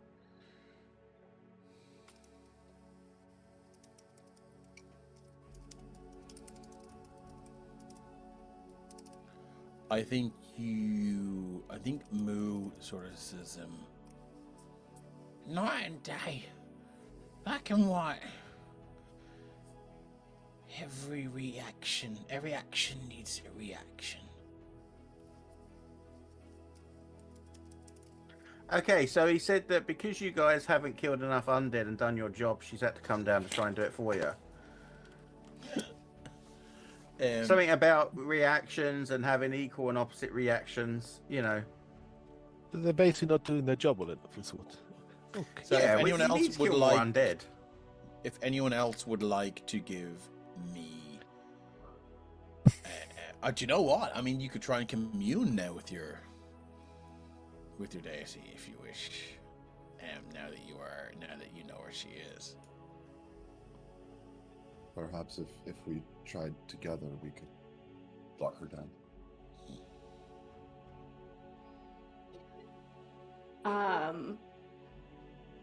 I guess yeah. Saren will kind of offer you a hand as if to kind of channel together. Okay, so there's no specific spell for this, But let's with our powers combined, maybe if you would like to burn a certain amount of similar spell slots at the start of the day and sit down and commune, I think we can make something work here. I think for Nira, their connection to the Morrigan or the Raven Queen is more like a boss, like going into work and seeing your boss there, because they would have met the Morrigan kind of like in physical form. That's kind of where Indira's at as well.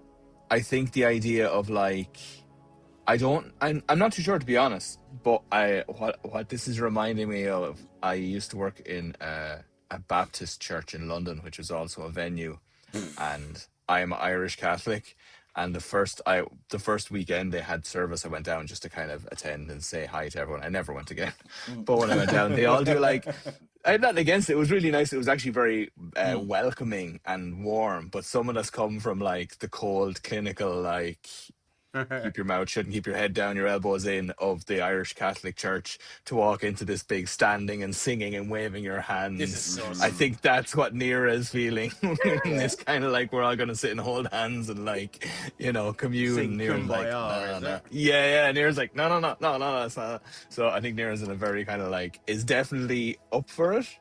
But is just kind of like, oh. Okay, cool. So as you sit down, then the three of you, before we move on to the last day of travel in the Underdark, are you all going to burn a spell slot together? How high can you go? What can you do? What does it look like? I think I can only go as high as level 2 anyway.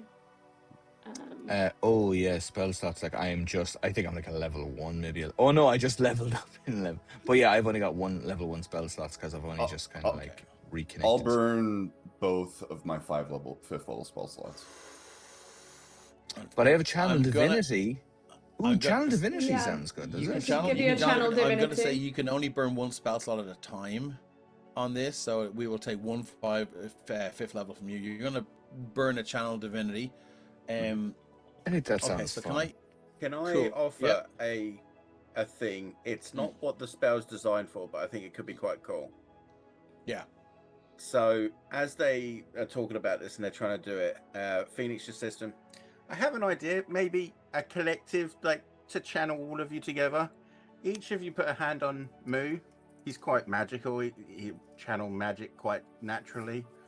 He's also, got more knowledge than most of you at this point. And then as they do, I'm gonna cast Starfall. Usually this does damage. However, in this case, so essentially what happens is a shimmering starlight comes from the heavens themselves and rains down upon my enemies, usually doing 66 radiant damage. However, I feel like as it's radiant, to touch these members of a radiant being, that it might actually empower them a little bit. Well, I feel like Adira does a lot of necrotic damage usually, right? It's still radiance, as in it's from a god, though. Okay. It's necrotic damage, but it's radiance from God, as such, Okay, cool. or a god. That's how I saw it, anyway. So it's 66, is it? That's what it does as damage. I wouldn't be doing it for damage. I'd be doing it as a connection to the heavens. That's fine. So I need so this, for you That's guys to a 5th commune level. with the Raven Queen on this, I need this is a DC 35. So between the three of you, roll religion and add your 66. This is achievable. So they have to get 35 each or together? No, 35 together. Along Oh, with that your should be easy. 66. 66 on Don't top. fucking don't say that. Don't say it like that. All right. That should be easy. So what did you say? Roll a religion check first, was it? I'm gonna use my inspiration an inspiration on this one. I've got really shit religion. Natural 20 though. That's my That's second 25. natural 20. 29. 35. Yeah, you guys smash it.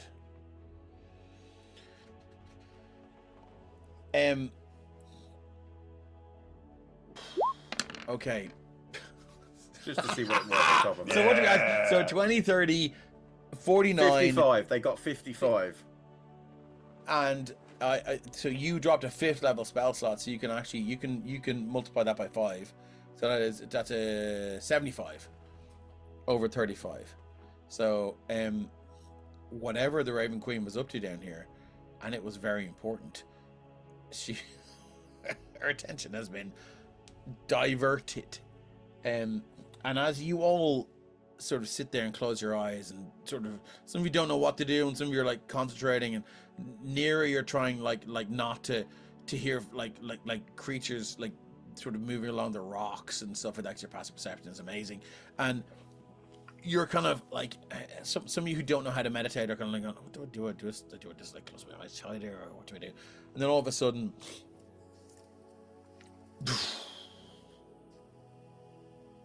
all senses of the Underdark are gone. You are in this tiny, tight, claustrophobic sort of space, and it's like maybe 5, 4, 3, 6. It's hard to tell feet high, but it's this long black and white checkerboard that just stretches for all eternity. And there's nobody there. You hear this voice. Down here.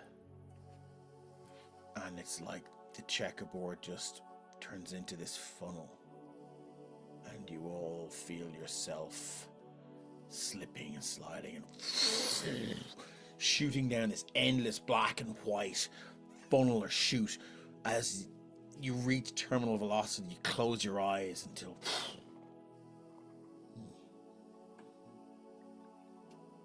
you find yourself in a broken landscape, mountainside, thick volcanic ash in the air, lightning forking through the skies.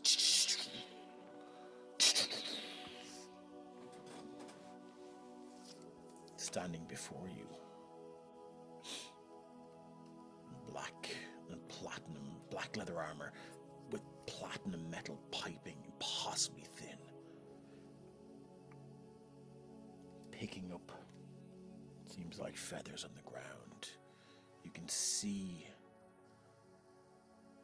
wings that should have sprouted these majestic plumage, just now sticks. As she's trying to pick up and gather feathers. Ah, you're here. I'm here.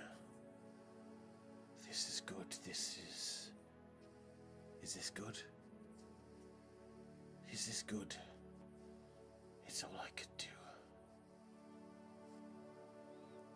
This is the first time you've heard her voice not vibrating and resonating your head clear off your shoulders.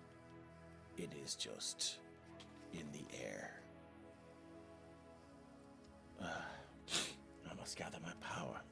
You need me. You need your abilities. You need everything. Yes, let me compose myself. And why are you three? Why are you here? What do you need? Is it another? You need your vision extended, done, and you need you need to cast spells, done. You need to be quick, done. No problem. Everyone else needs everything from me, all the time. Everything, all the time. Oh. Yes. Okay. Indira kind of. Why? Yes. Upon hearing her and seeing her in like this way that is like, you can almost see the person kind of peeking through a little bit in this moment. Absolutely. And she just kind of averts her gaze and kind of looks to the ground and says, we if you had something had happened to you, we lost connection with you, my queen, and we felt your presence here on the material plane, and well, I guess we wanted to find out if you were okay, what you were doing here. Define okay. Alive, will suffice for now. Regrettably, I'm very much alive. It's been a while. Marcus is... they have given birth to Thazadoth, and well, given I'm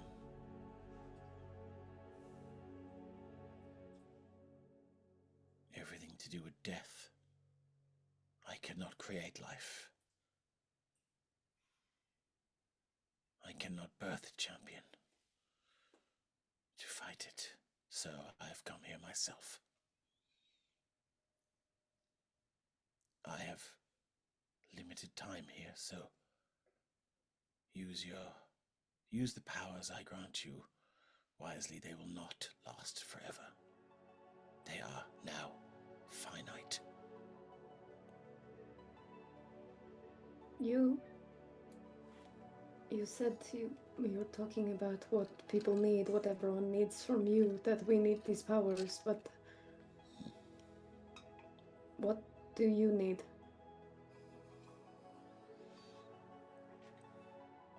A chance. A chance to get at this thing.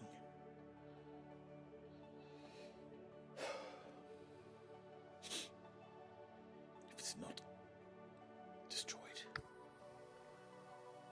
then it will destroy.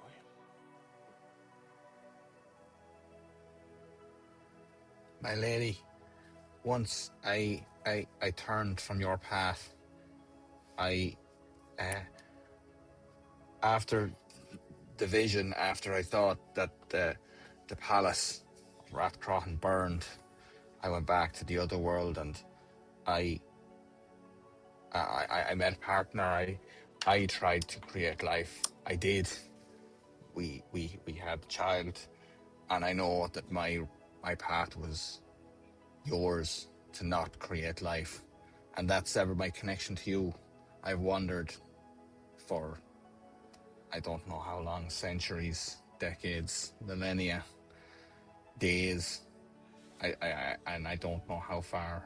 I will not fail you again. You Your didn't powers fail come me. back to me. You didn't fail me. You never failed me. You just were absent from me. Connection Yes. like ours never truly breaks.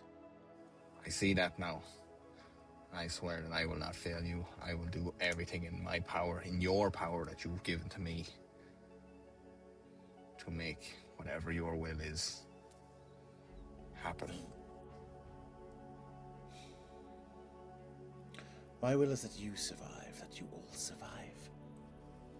But the thing that now walks the earth, across the seas on the continent of Sargath, it eats life.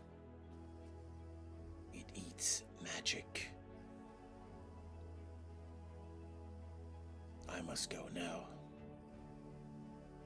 I must go now and fight it there. You may still call on me for your powers. You may still...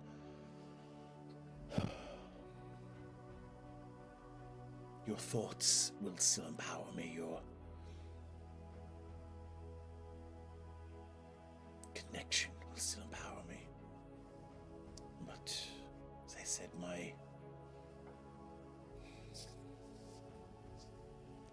the gifts I give to you are finite. And if this thing wins,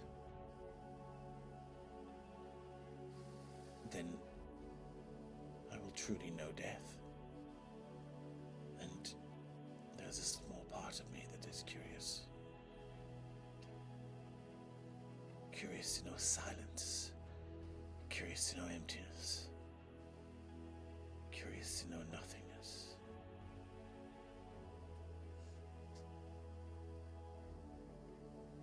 The wind blows her feathers.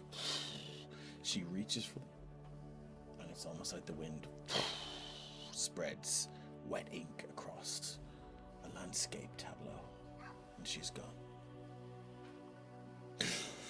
Three of you wake up in the position you sat down in.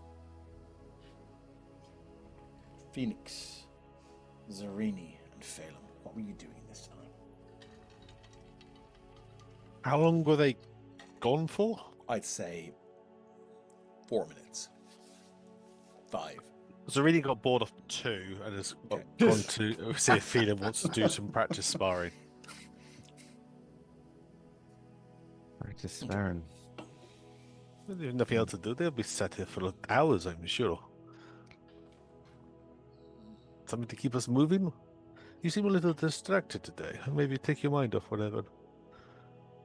You seem Yeah. to take the... Yeah. Might work. Ah, sure. Okay, let's go. Is He pulls Felim out. still visibly not himself? Yeah, definitely not. I mean, the eyes are red rimmed, shoulders are punched. He didn't jump at the chance to show off his skills, so Is there And- stains on the shirt? Is the shirt the same one you wore yesterday? this shirt is the same one that he wore yesterday. Oh, and Slipping. it's Oh, got no. it's got like you know, like if just slightly dried in salt stains stains. near the collar from Did just you sleep really in this? Oh my god. wiping his eyes. Wow. Oh boy. I feel like Zarini would notice something up here. Oh yeah, yeah. Zarini's like, I mean, she's not the most perceptive people, but even she would pick up on like, Yeah. okay, So probably fair. going a little bit easier. And it's something you wish to talk about, perhaps? Talking. Let's just let the steel do the talking for now. And he takes up a fighting stance in the middle of the living room, I guess. I suppose. I think the tower has been dissolved. Oh, sorry. Yeah, The okay. tower has been disempowered, and Yeah, this was during the day, right? out in the Underdark. Yeah, Yeah. Fair enough. Yeah. the clash of steel upon steel in the highly reflective caverns and corridors of the Underdark is happening right now. And Felim does not want to talk. He just wants to let the steel do the talking. Fair enough. Zarini's not going to push that. So And with that, everyone sort of comes to. So don't forget, 3 times a day you can now, if you any kind of Raven Queen linked abilities, be they spell attack rolls, be they not saving throws, be they sort of Raven Queen linked abilities, you can use with advantage 3 times a day. But do tot them up and send me a DM as to how many you use, so I can keep a running track and see how disempowered the mortal Raven Queen becomes. But your characters don't know that. You monster. Yeah. First it giveth. First it taketh away, then it giveth. And then take it away. So moving on, I think it's about time that we are on to day 3 of our journey, and you do find the area, the broken through area that was spoken of and marked on your map, where they think the King of Magmar was last seen. Move our party ribbon here. I'm gonna move there too. Ooh. Ooh.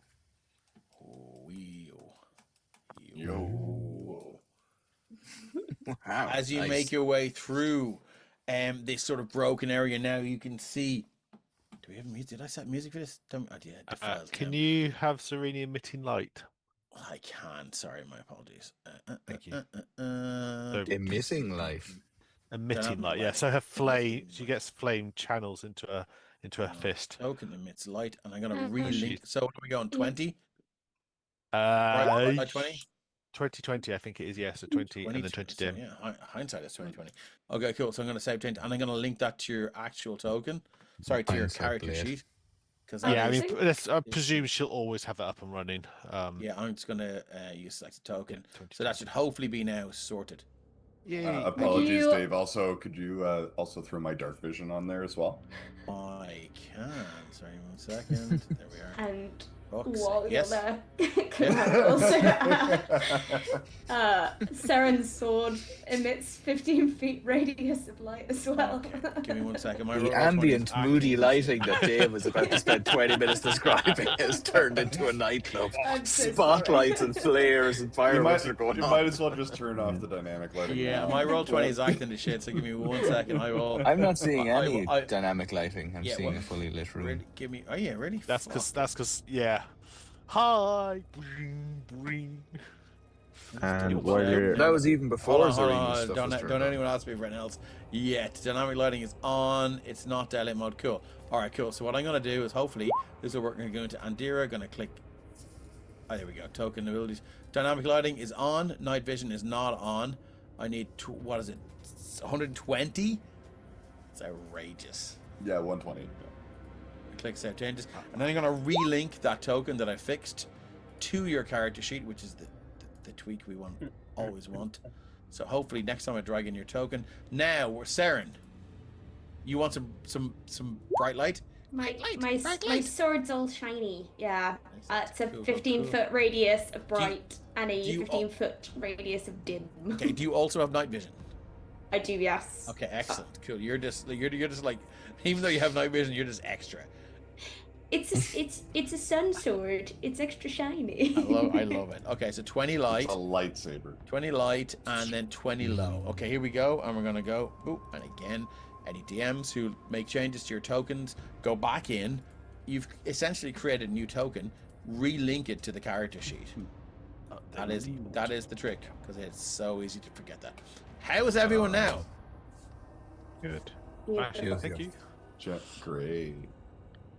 Okay, as you You were make your way concerned through about the this thing, you can corpses, see I the see. bodies of two dwarven adventurers, grey-haired and balding, as they lie there. Look to be, well, they're both face down. Andira, Saren, Captain Felim, Fenix, Zarini, and Nira, you all stand there in this. There's a closed door ahead of you, and two dead dwarven adventurers. What are we doing? Can I check their body? I'm checking the bodies to see Okay. if they're still alive. Okay, so Yeah, I don't, what's in I their don't care pockets? if they're alive. I'm robbing them. okay, Phoenix is straight over first. You were the first one to say it. Move your token over to the green fella. Are you gonna turn him over? Or are you just gonna like search his back part? I'm small enough to kind of rummage through the inside of his jackets and that. Yeah. Okay. Cool. Can I get an investigation check, please? That's how you do a medicine check. Okay. Oh, it's a nat one. I'm definitely using a fucking inspo for that. Okay. Yeah. You If just it's stick your if it's hand another into nat the one- wound. Yeah. Oh, into the wound. A 23. Loot that girl. Loot Yeah, that loot body. it. Girl, Absolutely. loot that body. Loot 'em all. Girl, loot that body. I work out. So, with a 20. Oh, Sortora, thank you so much for the sub. And Ah, Kate, thank you Sora. for the sub as well. We appreciate you. So Zora, who gets the inspo? I think it just goes into the pot because everyone has one. Thank you very much. Bucket, yeah. You rolled a 1 as well, Craig darling. No.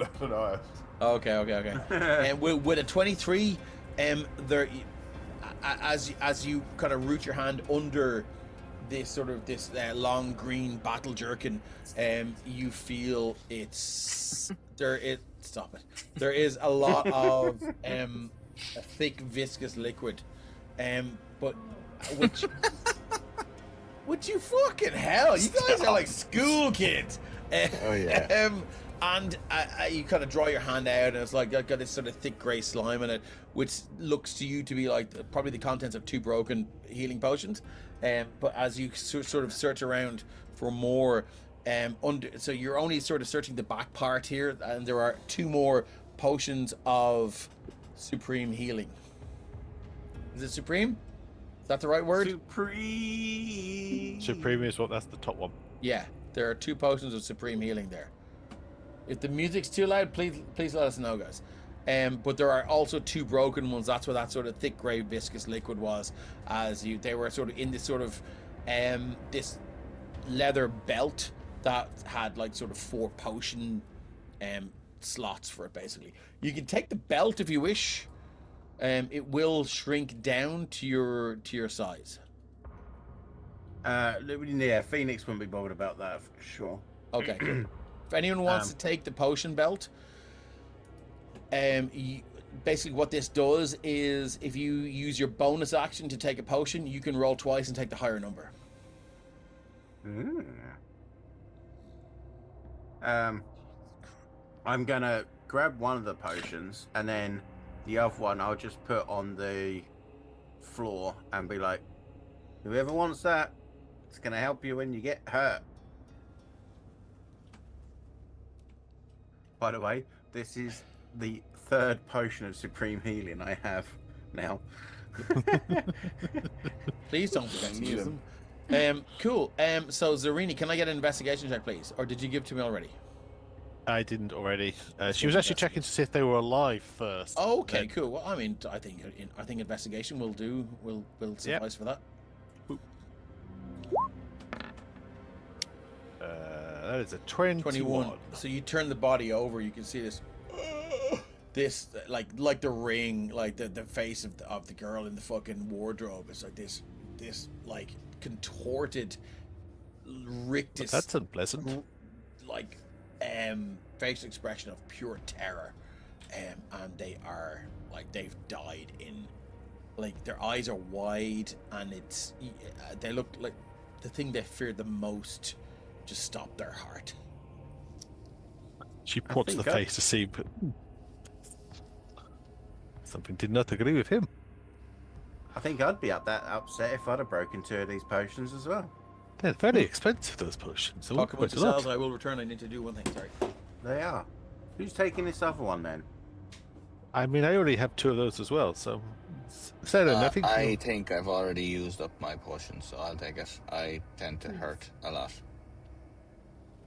I was going to say whoever is perhaps smallest might lead it. Not in reflection of your ability to withstand hits, but...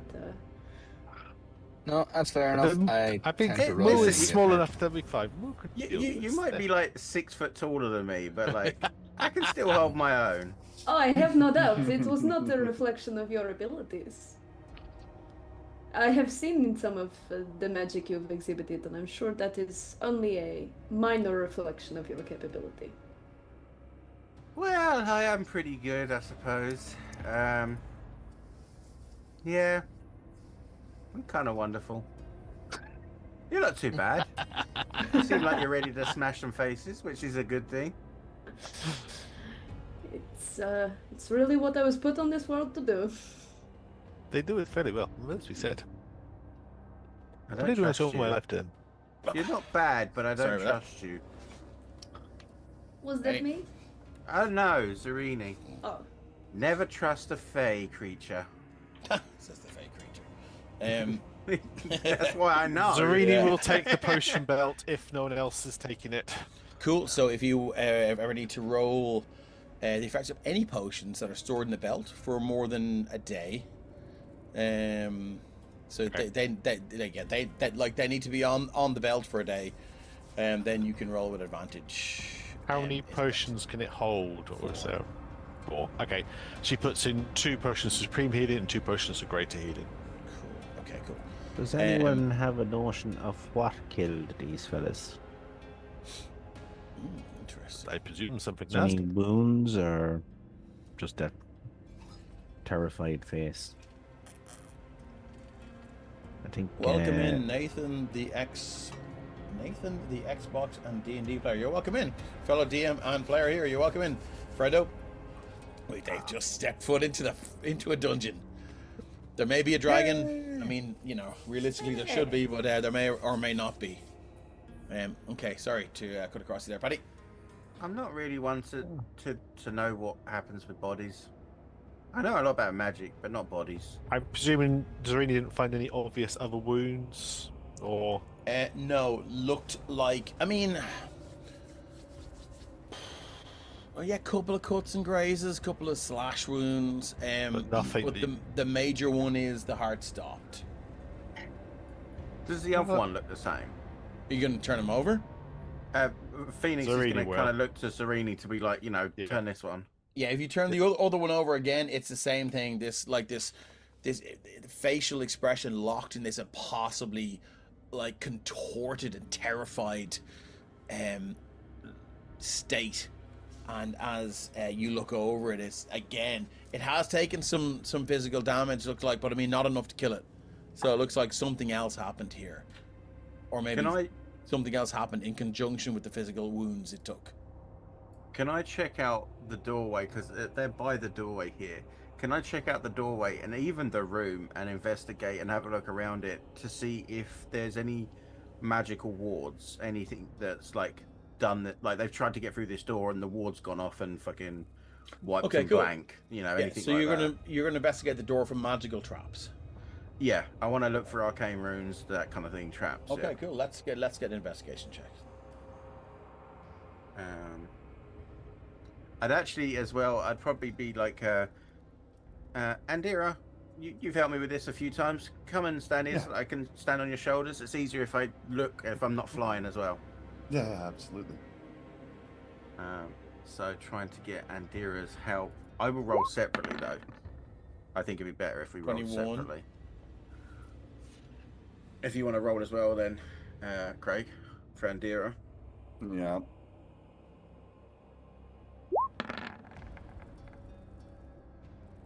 So With a 21 and an 18, there don't seem to be any magical traps that you would link to the result of these creatures' demise. It seems to be... It's nothing you've ever heard of, and it's nothing that you can link to this door. You have seen people die of fear before, but, you know, it's usually like they're old and ghosts are involved or something. And deer especially, like hauntings and the like where, you know, where karma has just had a vengeance specter or something like that come back to sort of wreak or reap their revenge and so on and so forth. But you know, apart from that, nothing like this. Zarini's going to check for physical traps and whether or not it's locked. I mean, okay, well, I'm happy to say it's unlocked. Okay, just for physical traps then. Well, let's go physical traps. Investigation. Boop. Okay, so Zarini's hands now trace your fingers trace 23. expertly along this. Okay, I'm not. Confetti. Zarini's hands trace expertly along. I know, right? It's like dispel drama, right there. Thanks, Apple.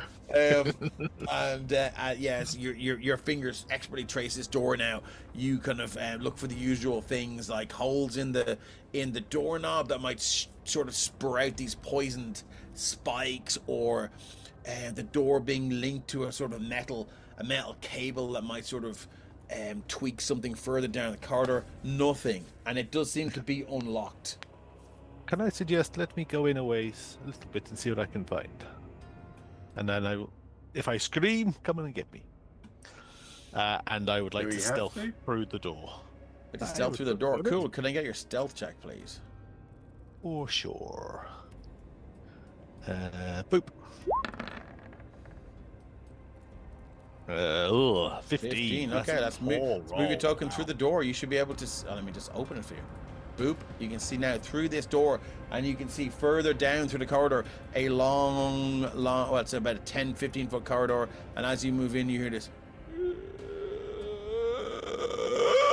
She's checking ceiling, floor, walls, And she absolutely creeps in, perfectly stealthy. Through the walls drifts this dwarven-looking spectral creature, and the unworthy. That's not a very nice thing to say to me, is it? I need everyone to roll initiative, please, as my throat has been moved. Yes. Okay, cool. Let's get rid of default temple. Let's get some cry havoc. But how did he see I was there? I don't understand this. I know, right? Yeah, I closed my eyes, so if I can't see him, he can't see me. I don't understand this. He must have been watching that specific doorway at that point. There's no way he heard me. No, that's not what I want. I need cry havoc to play. Thank you very much. gung, gung, gung, gung, gung. So let's get the turn order out here as this creature. Oh, torch. Who's rolling torch? It's like scales is doing right now. That's me. Sorry. That roll properly. Always feeling with torch just to make sure that. What the fuck is Gronka girl doing in there twice? Well, Oh, you may not have cleared it from last time. Oh, maybe Then- yeah. Serenity torch. I thought I did. Okay, cool. Oh my god. Oh, no, If I gotta, I'm gonna re-roll the Oath Warden. I'm gonna use my boon. Sorry, my inspo to re-roll that. 'Cause it is a fucking. Here we go. 16.16. And Nice. guys, initiative is an ability check. So if you want to use your initiative, your what's it called? Your inspo. Thank you. You can re-roll that. But look, we're never gonna beat Zarini. Okay, who's Torch? Me, you can delete it. I re-rolled there. Sorry. Okay, cool. So let's just go descending. Okay, Zarini, this thing sort of drifts through the wall now. The unworthy. It's just like finger pointing at you right now. And it looks like it's about to unleash some very, very fell magic upon you. You are first, so what are you doing? And this is definitely incorporeal then. So This is fine. incorporeal. I think there'll be a bit of a fuck you. Fuck you. Sure. Here's the steering the music, guys, and chat if it's too late. She will rage to start with, and you see those two Yep. satyrs apparate alongside. Steps in. Saber is drawn and will take a swing. Okay, roll to hit. That would be a 20. 20 is a Unnatural hit. 20. This creature's AC is 16. Okay. No one else has base contact, are they? That's a shame. Oh well. I am raging. That's good. Boop. It'll take 14 points total, 4 of which is psychic, all magic. Oh, how much psychic? 4 psychic and 10 magical slashing. Okay, it's immune to psychic damage, so we'll take 10 slashing. That's a magical. That is a magical weapon. It is a magical weapon, yes. She will continue to go around this thing as the satyrs are now harassing it. She'll take a second swing. Meanwhile, Phoenix is in the other room and just says, "She did say to wait here, right?" Natural Yeah. 20. That's a nat 20 with the Dream Saber. My favorite Damn, shout I out. still don't get Dream sneak attack damage though. Saber. Oh well, fine. Fine. So it'll just be 14 points of damage. Do you do criticals in this game? You do, don't you? I absolutely do, yeah. So let's get a D100 from you, please, sir. Boop. That is a 37. 37, sorry. Let's get a critical. So that was a weapon attack. Yes. You were able to maneuver towards your opponent and while attacking, attempt to harass them. After your attack, you can choose to attempt to grapple your opponent when you can't because they're incorporeal, or you can shove. So unfortunately, nothing there. Okay. They are immune. I will. Yeah, I guess they would apple, so I'm not grappling them. I'm going to step away, Okay. and I will. So it's 5, 10, 15, Really? 20, 30. Step away. Yep. Are you like bonus action disengaging or? Nope. Oh, they're gonna use the fucking reaction. So Sure. You will try. I feel like I'm being tricked here. For some reason, you're too calm about this. It's a trap. I'm gonna go for spectral rend. It certainly seems fine to you as you carry. That is a 13 to hit.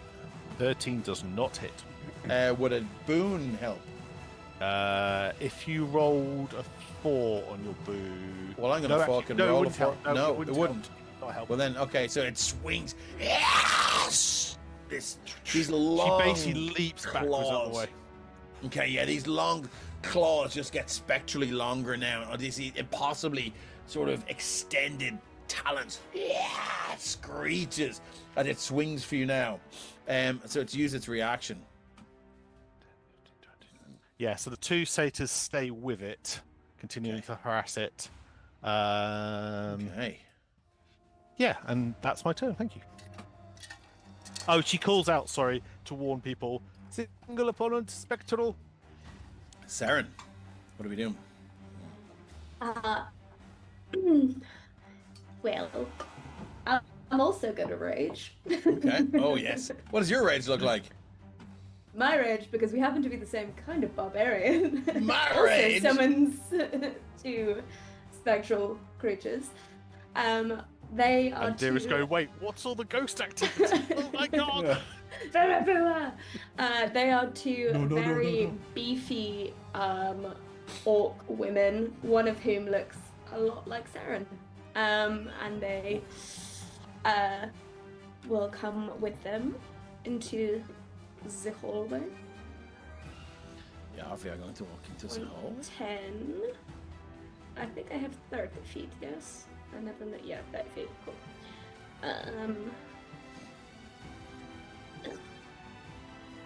20. I think I can just get in front of it. Okay, cool. Okay. And then I'm going to hit it with my sword. Cool. Give me 1 second. I might have something for you here.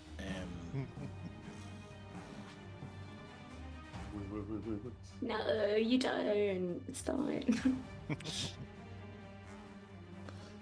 I think I do if you start your turn near it. You didn't start your turn near it, so that's cool. Are you within 10 feet of it? You're not either. So... Okay, cool. Let's keep going. Cool. I am going to smack it with my sword with rage. 17. I see 16. That is a hit. Cool. It doesn't. Is it considered undead? It is. Then it does an extra D8. An extra And D8. Okay, cool. all of this is radiant damage. Okay. D8. 1. So that is 11 damage. 11 One damage rhymes alone. with fun. This is great. Okay, cool. And I do get a second attack as Barb, which is a 20 for 15 with an extra D8. Yeah, that was That's an it. 8, so it's 17, 25? 25 to hit? Or No, points of damage? 25 damage. Oh my god, that certainly does it. Yeah. And then I've used all my movements, so I'm just gonna stand there looking pissed off. Okay, you can see his eyes, these blackened pits for eyes now swell. It's hard to tell whether with fear or with anger, but its jaw distends, and you see this sort of black, inky darkness almost leak out of it, almost as if it's salivating. And these sort of these black blobs of ichor just land on the ground, sizzle.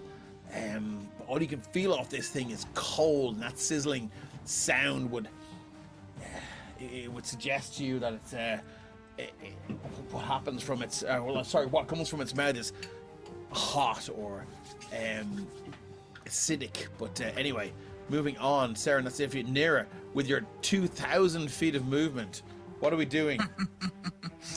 I think Nira is kind of standing in mid-conversation with Fenix, probably describing what this was. Yeah, we were on the side of the cliff, and then it was like the Raven Queen was there. What? Did someone make noise to alert us? Yes. I didn't even ask. Clearly. I Zuri, knew you did not Red. say how disgusting this was. Are you in the middle of a story? I didn't want to. Yeah. Hail. So Nira's going to head down here. So I can see Saren, and what is this thing? I can see the far side of Saren then once I... This thing now, you Shit, can see it feel looks that. like some, yeah, well, it is some sort of spectral warrior with a sort of this metal helmet and then these two spiky, almost ear-like things. You can see through these sort of ghostly teeth. Some of them are missing. It looks like it's been in battle and it's fallen, but it's been raised. Anyone within this room feels a sharp sense of judgment. upon you I do not feel Oh, judgment. I am perfectly against this or content. from this thing? from this thing. For a All second. right. I thought it meant we were just judging it very harshly, which is also happening. Nira is going to come down. I can get past. I think you can move Saren? through your ally's space, can't you? You Yeah, can I move think through it's it, you just There different we can't go. stay terrain. on Lots it. of nods. I love it.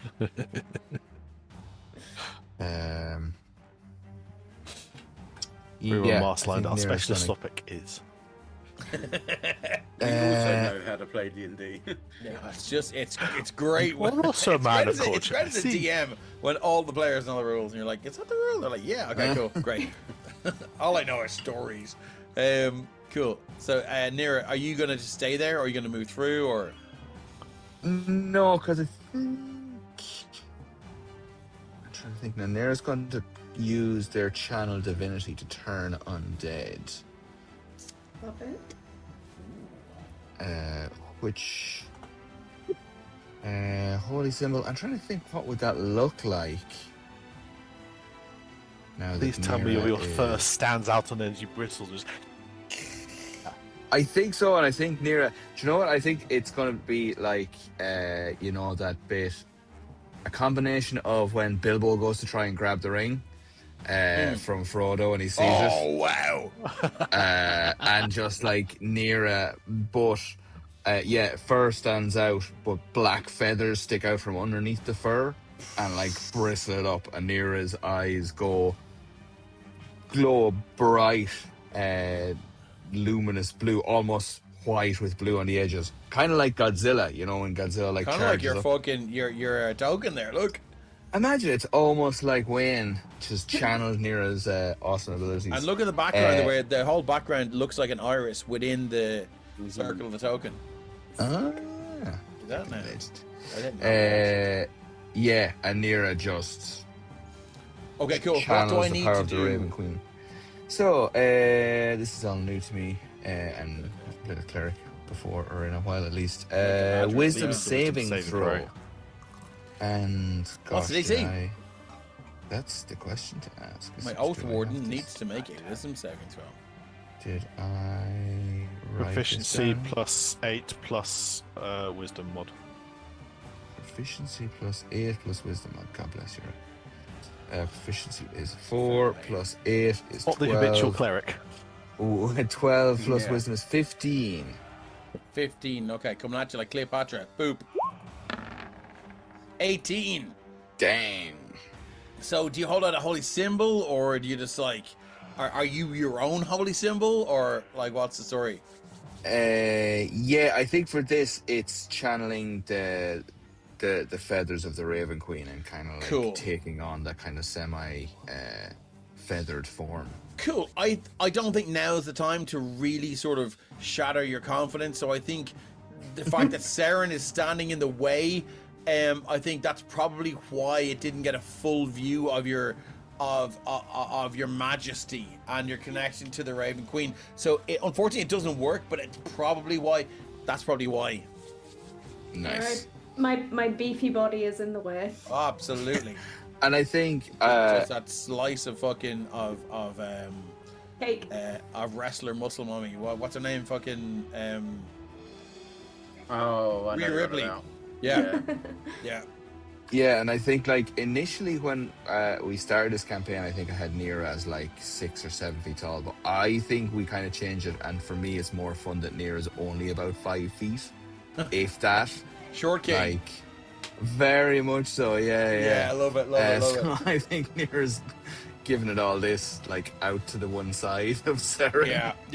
So it's all very dramatic. Yeah. But it's also like completely invisible to this flying Okay, cool. monster. All right. So, anything else for Nira? No, I think that'll. Cool. Moving on to the Oath Warden. I think we're gonna do what we do best here, and use the horrible things that I've cooked up here. Oh, sorry. I will say that Nira might take a step or two back. Okay. Cool. That's all right if you don't mind. Just a clear I'll path. just get my measure tool here, guys. Boop, boop, boop, boop. So, Andira, Nira. Okay. And Zarini and Saren. This is going to affect you. Almost sort of as if offended by that glimpse and that sort of introduction to your turn undead. The creature just goes screeches again, and it's going to use its wail of betrayal. I need everyone within a 30-foot radius, everyone who has said, I need a DC 15 con save, or you're going to be reduced to 0 hit points. Oh, Inspiration. Does this count as a magical effect? It does not. I think anyone within how many feet of me gets an extra 10 feet. plus Only 1. 10 feet. Yeah, tiny little aura. Fred, that's not going to do nothing for me here. I'm gonna add a boon, and that should make the difference. Okay. I think nearest. Oh no. Am I close enough for it? You are not affected by this. I'm going to use one of the inspirations and re-roll that. I What was work the out if I'm DC? close enough or not. 15 con save. 21 After all with of the those inspo roll. inspos have been exhausted, how are we looking? Who made it? Who did not make it? 15 right on the money. We all made it. Okay, cool. Anyone who... Nira did not make it. Okay, cool. Nira, you are reduced to 0 hit points. Mean. You are not... So, creatures reduced this way are stable and are not considered dead. On a success, you take 4d6 psychic damage. Isn't that nice? Oh, okay. So let's roll... I think I rolled it already. Yeah, 13. On a success, you take 13 psychic damage. Nira, this thing screeches now.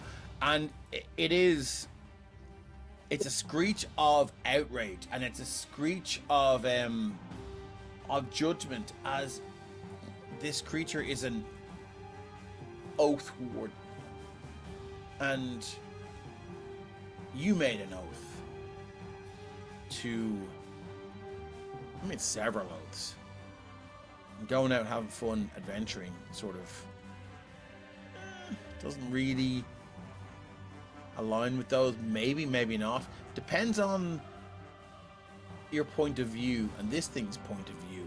That's what it hones in on. But the long and the short of it is, though, it hates anything who does not rigidly adhere to their promises and their responsibilities. So that's just flavor. So we're not going to sort of argue over the semantics of the backstory. No, I absolutely love that, because I think Nira's job was to usher souls to the other world, undead souls. Yeah. And it was during that role that they kind of like went astray and all that kind of a thing. So I think I'll have a think about what their symbol is, their Raven Queen symbol. I think that was what it is. For now, we can just say it's like a bunch of feathers like tied to their staff, and that was what they presented. And it's kind of like, this is how they usher the soul. So it was kind of like, get thee gone kind of thing. And that not working, that this oath warden is able to, like, with that scream, bear back Nira's soul to I think Nira is confident enough in their ability, and things are very loosey goosey. They're not like rigid, as we all know. They're not very disciplined or anything, but that kind of, I think they've just shocked and kind of like peeled back all Nira's doubts and peeled back all their confidence and stuff, which they is maybe still a little bit shaken after what just happened, and has reduced them to, so mechanically they're down to 0 hit points but still standing, but still stable. You're not on death saves. You are on 0 hit points. So this thing is not it's not quite a banshee, but it's close. Okay, so Nira is unconscious. As their consciousness has been blasted from their body in a rebuff from their attempt to do their job, which they'd forgotten about, and trying to relearn their abilities. And this has just been fucking decimated by this thing. That's very cool. Thank you, Dave, for that. Cool. That's cool. Love it. No, Yeah, no, cool. narratively, Yeah, that's fucking cool. super Yeah. cool. So I think it has no bonus actions. I should have done that. It does have legendary actions, which we will speak of in a minute. But I think we're on to Fenix. Okay. Send him Moo. Essentially, yeah. Okay. Moo's got this. We'll be fine. I move over after hearing what's happened. Okay, I'll just move there. I see Nira's on the floor. I see Seren is in front of this creature. Okay, so Phoenix doesn't know much about the undead, so he doesn't know if this is going to work, but fuck it, he's going to try anyway.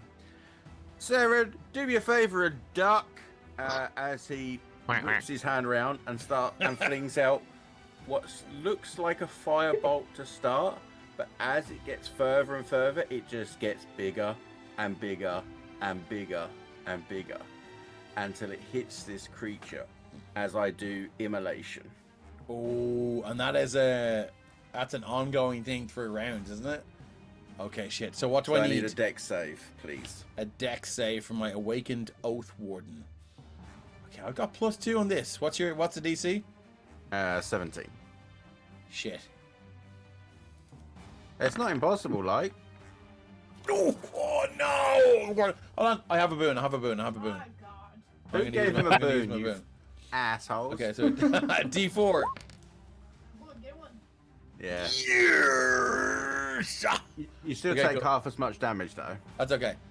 And is that the same for the ongoing rounds? I still take half damage? Or do we re-roll the saving throw every round? You can figure that out. Let's just do the damage now. So, Move over. So that's 31, so that's 15 or 16, depending on how you round it. We always round down, so that's 15. 15 points of damage, and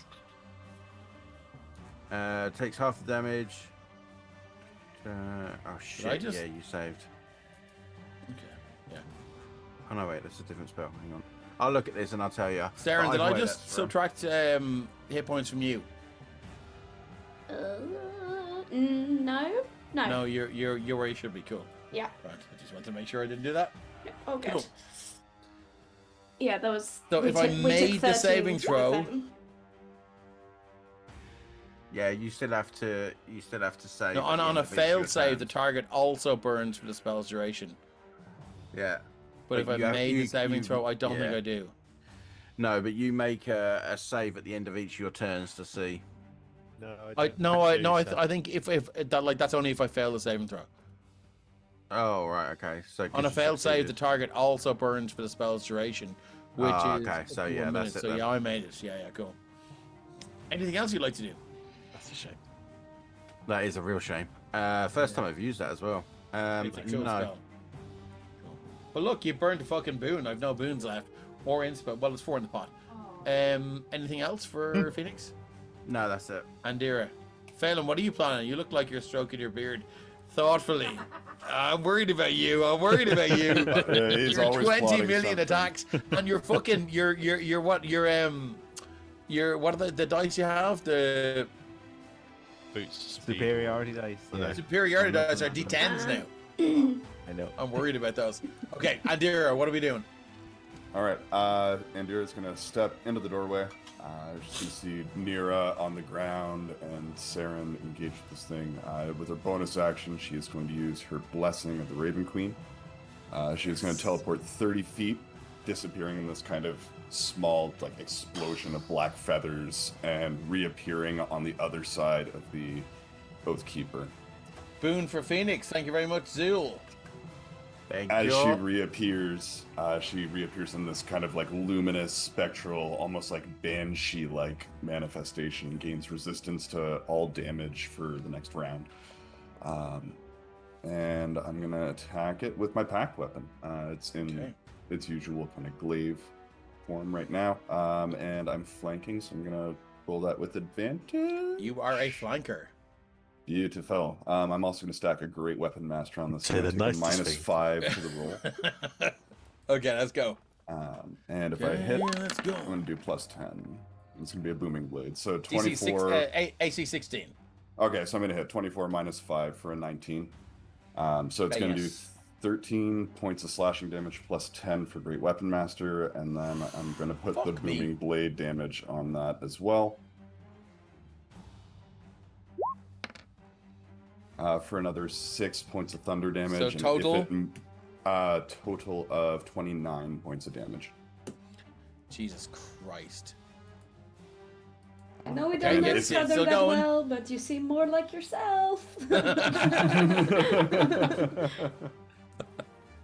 And yeah, the next time it moves, it's going to take an extra 2d8 thunder damage. Okay. And because of my Thirsting Blade invocation, I'm going to make a second attack.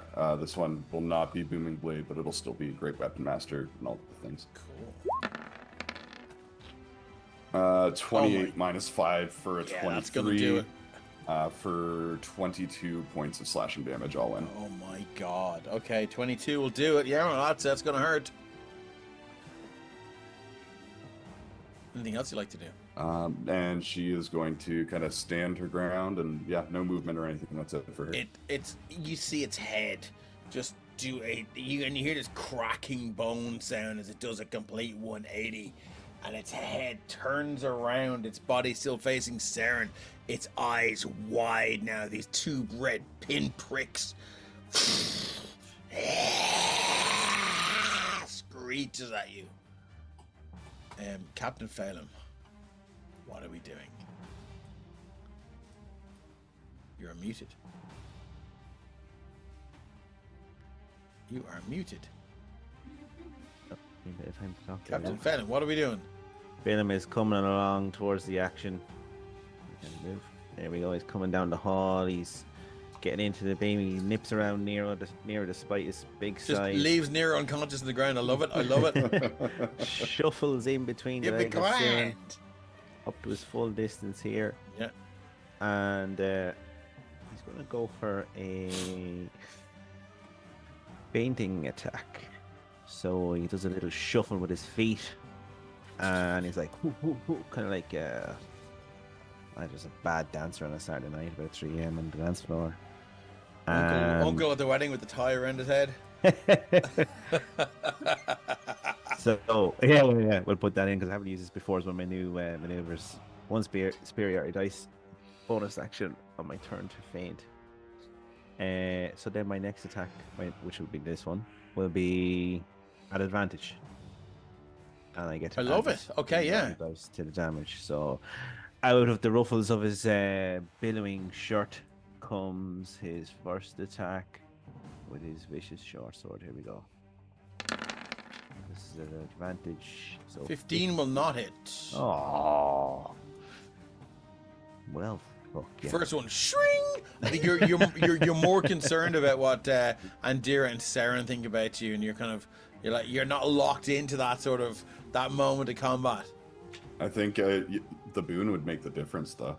If you want to drop a Oh, boon, yeah. definitely. You will. have Sorry. one that will guarantee you the hit. D4. Yep. One. Just enough. Yay. So that's a hit. So we're talking 18 points of damage. 18 points of damage.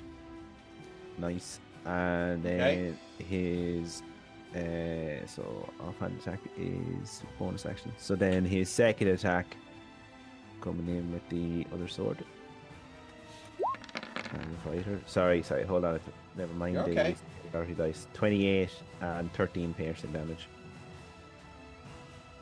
So what is that? That's 20 to hit and 23. No, damage. 13 only. 13. Oh, sorry. Okay. 13. Yeah. As your this is magical damage. It is. Oh, Okay, magical, cool. yeah. Yeah. So it's not your blood blade anymore. That's gone. Unfortunately, yes. We'll find a way to get that back to you. How's So this? yeah, your blade sweeps through now, screeches again.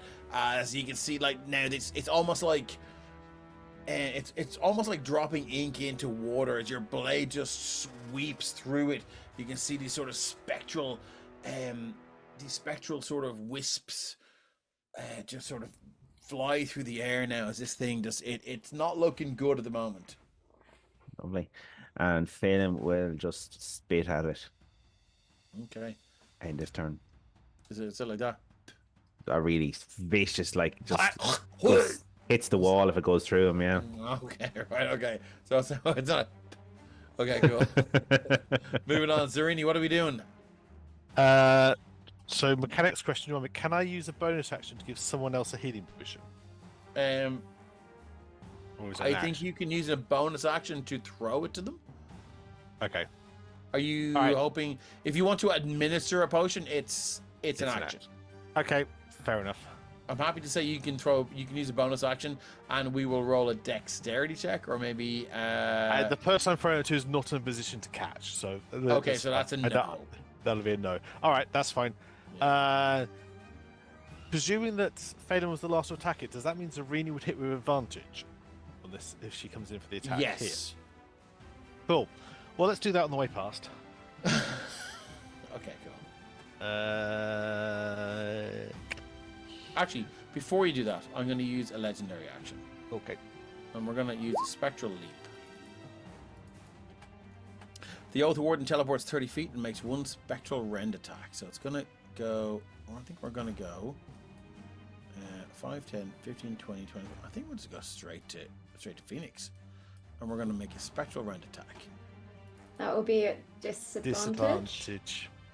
Why? Because Just of 4 Zarini's. spectral forms follow Are it. they? But so it doesn't matter where they are, right? It's just Or is it It- not you within, have follows them. disadvantage against anyone apart from us. it's not within 30 feet of you? There's Okay, no. cool. I Okay, only let's put it. I do put it in it. so you've got it as there. That's isn't alright, it? yeah. I just want to be sure. This shit is the bane of my fucking life. Starting at when you choose it. Yeah, I know, we know how much you like this with scales. I so we- fucking hate this thing, man. While you're raging, the first creature you hit when attacking it becomes the target of your warriors until the start of your next turn. That target has disadvantage on any attack roll that isn't against you, and it does no. Okay, cool. So we're going to do spectral rend with disadvantage. That's it. 15 to hit. Does hit. Okay, 18 points in necrotic damage. I need a DC 15 Wisdom saving throw. Sorry, down Yeah. to 4 because 2 sets of ancestral guardians. Do they are stack? resistant. To be fair, I don't know if they stack to different people. I've never had to deal with multiple. I'm happy to say they don't stack because it's the same I think thing. stacking is insane, Yeah. lads. Yeah. I mean, if you want them to stack, we will look to see or 100%. No, Like we really will. No, that's fine. I just say it was not something we've come across. So Yeah, I have I to think say, I'm happy stacking is to- crazy. that's fine. Yeah. But anyway, So So- that was 9 points instead of 18, right? yes, Yeah. and I need a DC 15 Wisdom saving throw. 17. Cool. You're not frightened. You don't have your speed reduced to 0. Okay. Cool. Zarini, that is it. Yeah, so that is now my turn. Okay, 5, 10, 15, 20, 25. I'm going to use an action to give a greater potion of healing to Nira. Mhm.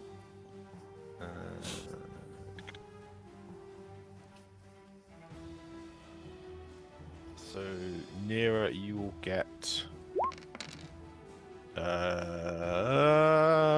What my roll's doing there? What is that roll? 13 points of healing back. I will take it. So that's 5, 10, 15, And 20, some and 2 points of 13. rage damage. 35, 40, 45. Get to the doorway, finishing off my move. Bonus action to move around and flank it with Moo. Okay. Saren? Yeah, I'm running after it as well. Okay. We're feeling reinvigorated by the Raven Mummy. So how did returning. Nira get healed there? Sorry, I missed that. Did Zarini drop something on the way past? Use her action Cool. to give him a potion of healing. Lovely. Okay, cool. You've no nose you can hold. You're just like putting your two thumbs over the snoot holes and like glug, glug, glug, glug, glug. Swallow it. Um, Swallow nom, it. Okay, nom, nom, nom. Sarah, you are right inside the door there. Yeah. Can I I guess like that. Yeah. Yeah, the door's open. Okay, as you clamber over these ruined dwarven bodies, you step into what only can feel like a spleen. There's a splat as you line up your next attack. They don't mind. They're not there. Let's Sunblade this again. Sunblade. Yeah. 29? I had 29. I think that's it. Plus a d8, so well, 6.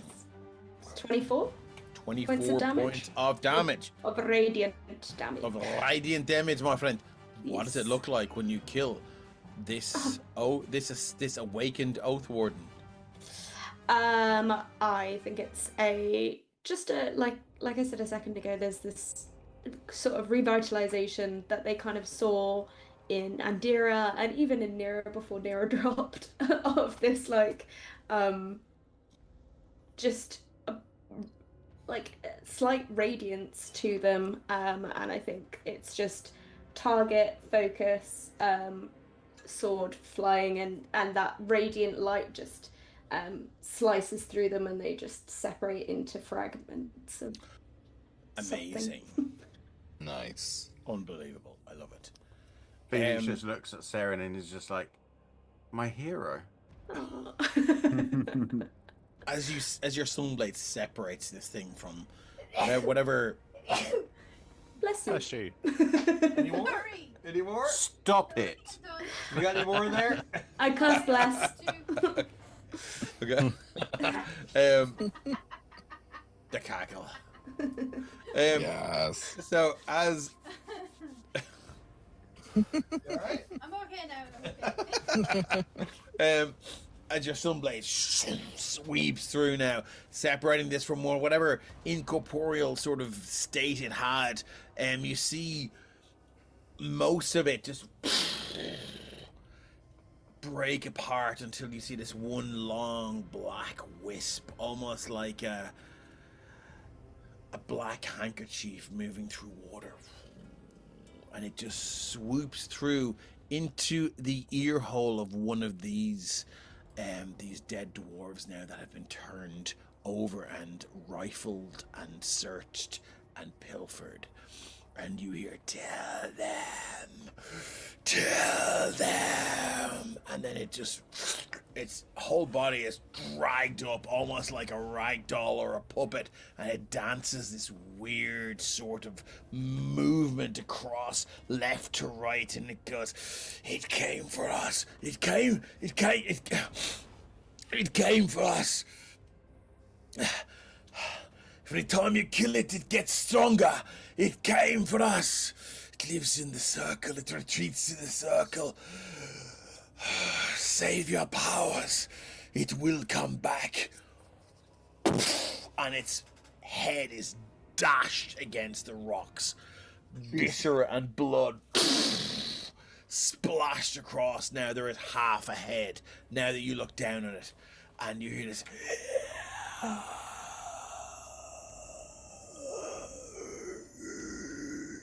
As you see this sort of dark wisp disappear through the gaps in the wall, and you realize you do not have long to get through this place before it will come back more powerful, Really? angrier. And that's where we're going to leave it for tonight. Brr. I don't This like is it. a race against time. It will keep coming back. It will keep coming back until you get through here. But it comes back stronger every time. So. Great. Yeah. Guys, thanks so much for tonight. Great Thank RP. you. I loved it. I love where we're going with this. I love how you guys interacted with the Raven Queen. Ryan, you are able to choose the raid now, I believe.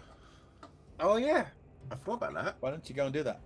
I will do that. Yeah, you chat away for a Oh, sec. while he's doing that, can I just say something? Yes. What we got? I put into chat earlier on because Paddy mentioned about Rathcron. Rathcron, which is Nera, and anyone following the adventures will know that Nera is based on a real person from Irish mythology, and they're from Rathcron, which is a palace in the west, or was a palace in the west of Ireland thousands of years ago, and it's where our Samhain, which is the Irish Halloween, which is where Halloween came from. We ran an adventure, Dave, you were GMing at it, last October for Halloween, set in Rathcron, the Gates of the Otherworld, which the preview, or the what do you call it, the prequel for it nearly was the story of Nera, which we also ran as a one-shot. But the reason I'm saying it is that this Halloween, not Halloween weekend, I think the weekend before, on the October Bank Holiday weekend, we are running a weekend-long D&D games in Ireland. We've organised the accommodation. We're announcing it very soon. We will be running an adventure set in Rathcron at Halloween, at Samhain, and over the course of the weekend we will But do is it near Rathcron?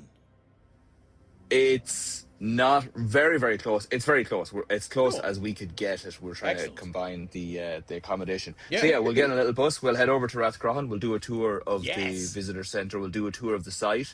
So yeah, you will be able to come and we'll sit down. Our first session will be setting the scene in ancient Ireland at Rathcron Palace, what it looked like thousands of years ago during the height of its adventures and during the time of Nera.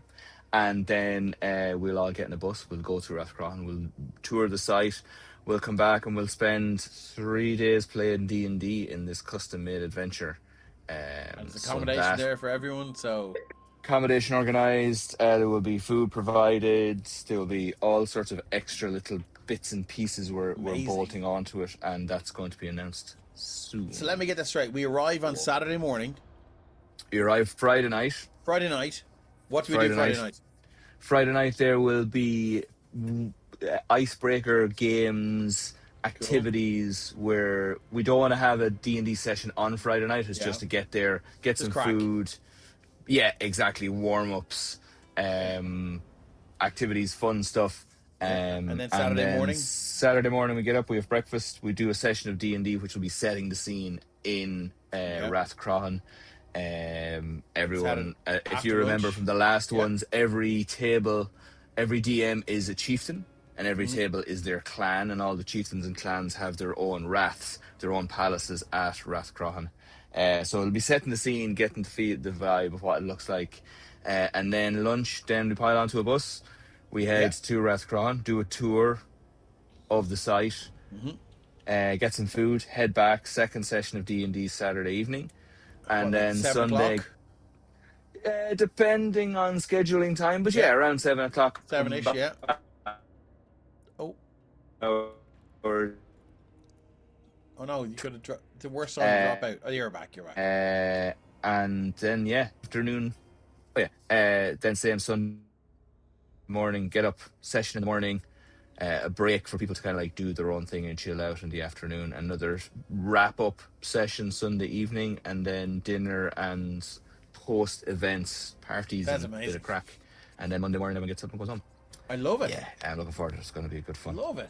So anyone that couldn't make our castle games because they were far away and coming over for one day wasn't working out, this might be something that's worth stay over. You traveling can get to know for. us, you can hang out. Exactly. Yeah, it's a weekend-long D&D adventure. I'm excited for this. Thank you very much. Me too. So yeah, there you go. Ryan, who are we rating? Not quite proficient. It's type her in there. I relate. I've got it all ready to go. You tell me when. Fire up. Guys, thanks so much. See how that works. We love you all. Thank you, guys. As always, we don't get to do this enough. I love when we do, and I am very excited to see where the story goes. And Craig, you said something very recently that I clipped and snipped that had a crazy impact. It's like you foretold what's happening in this game.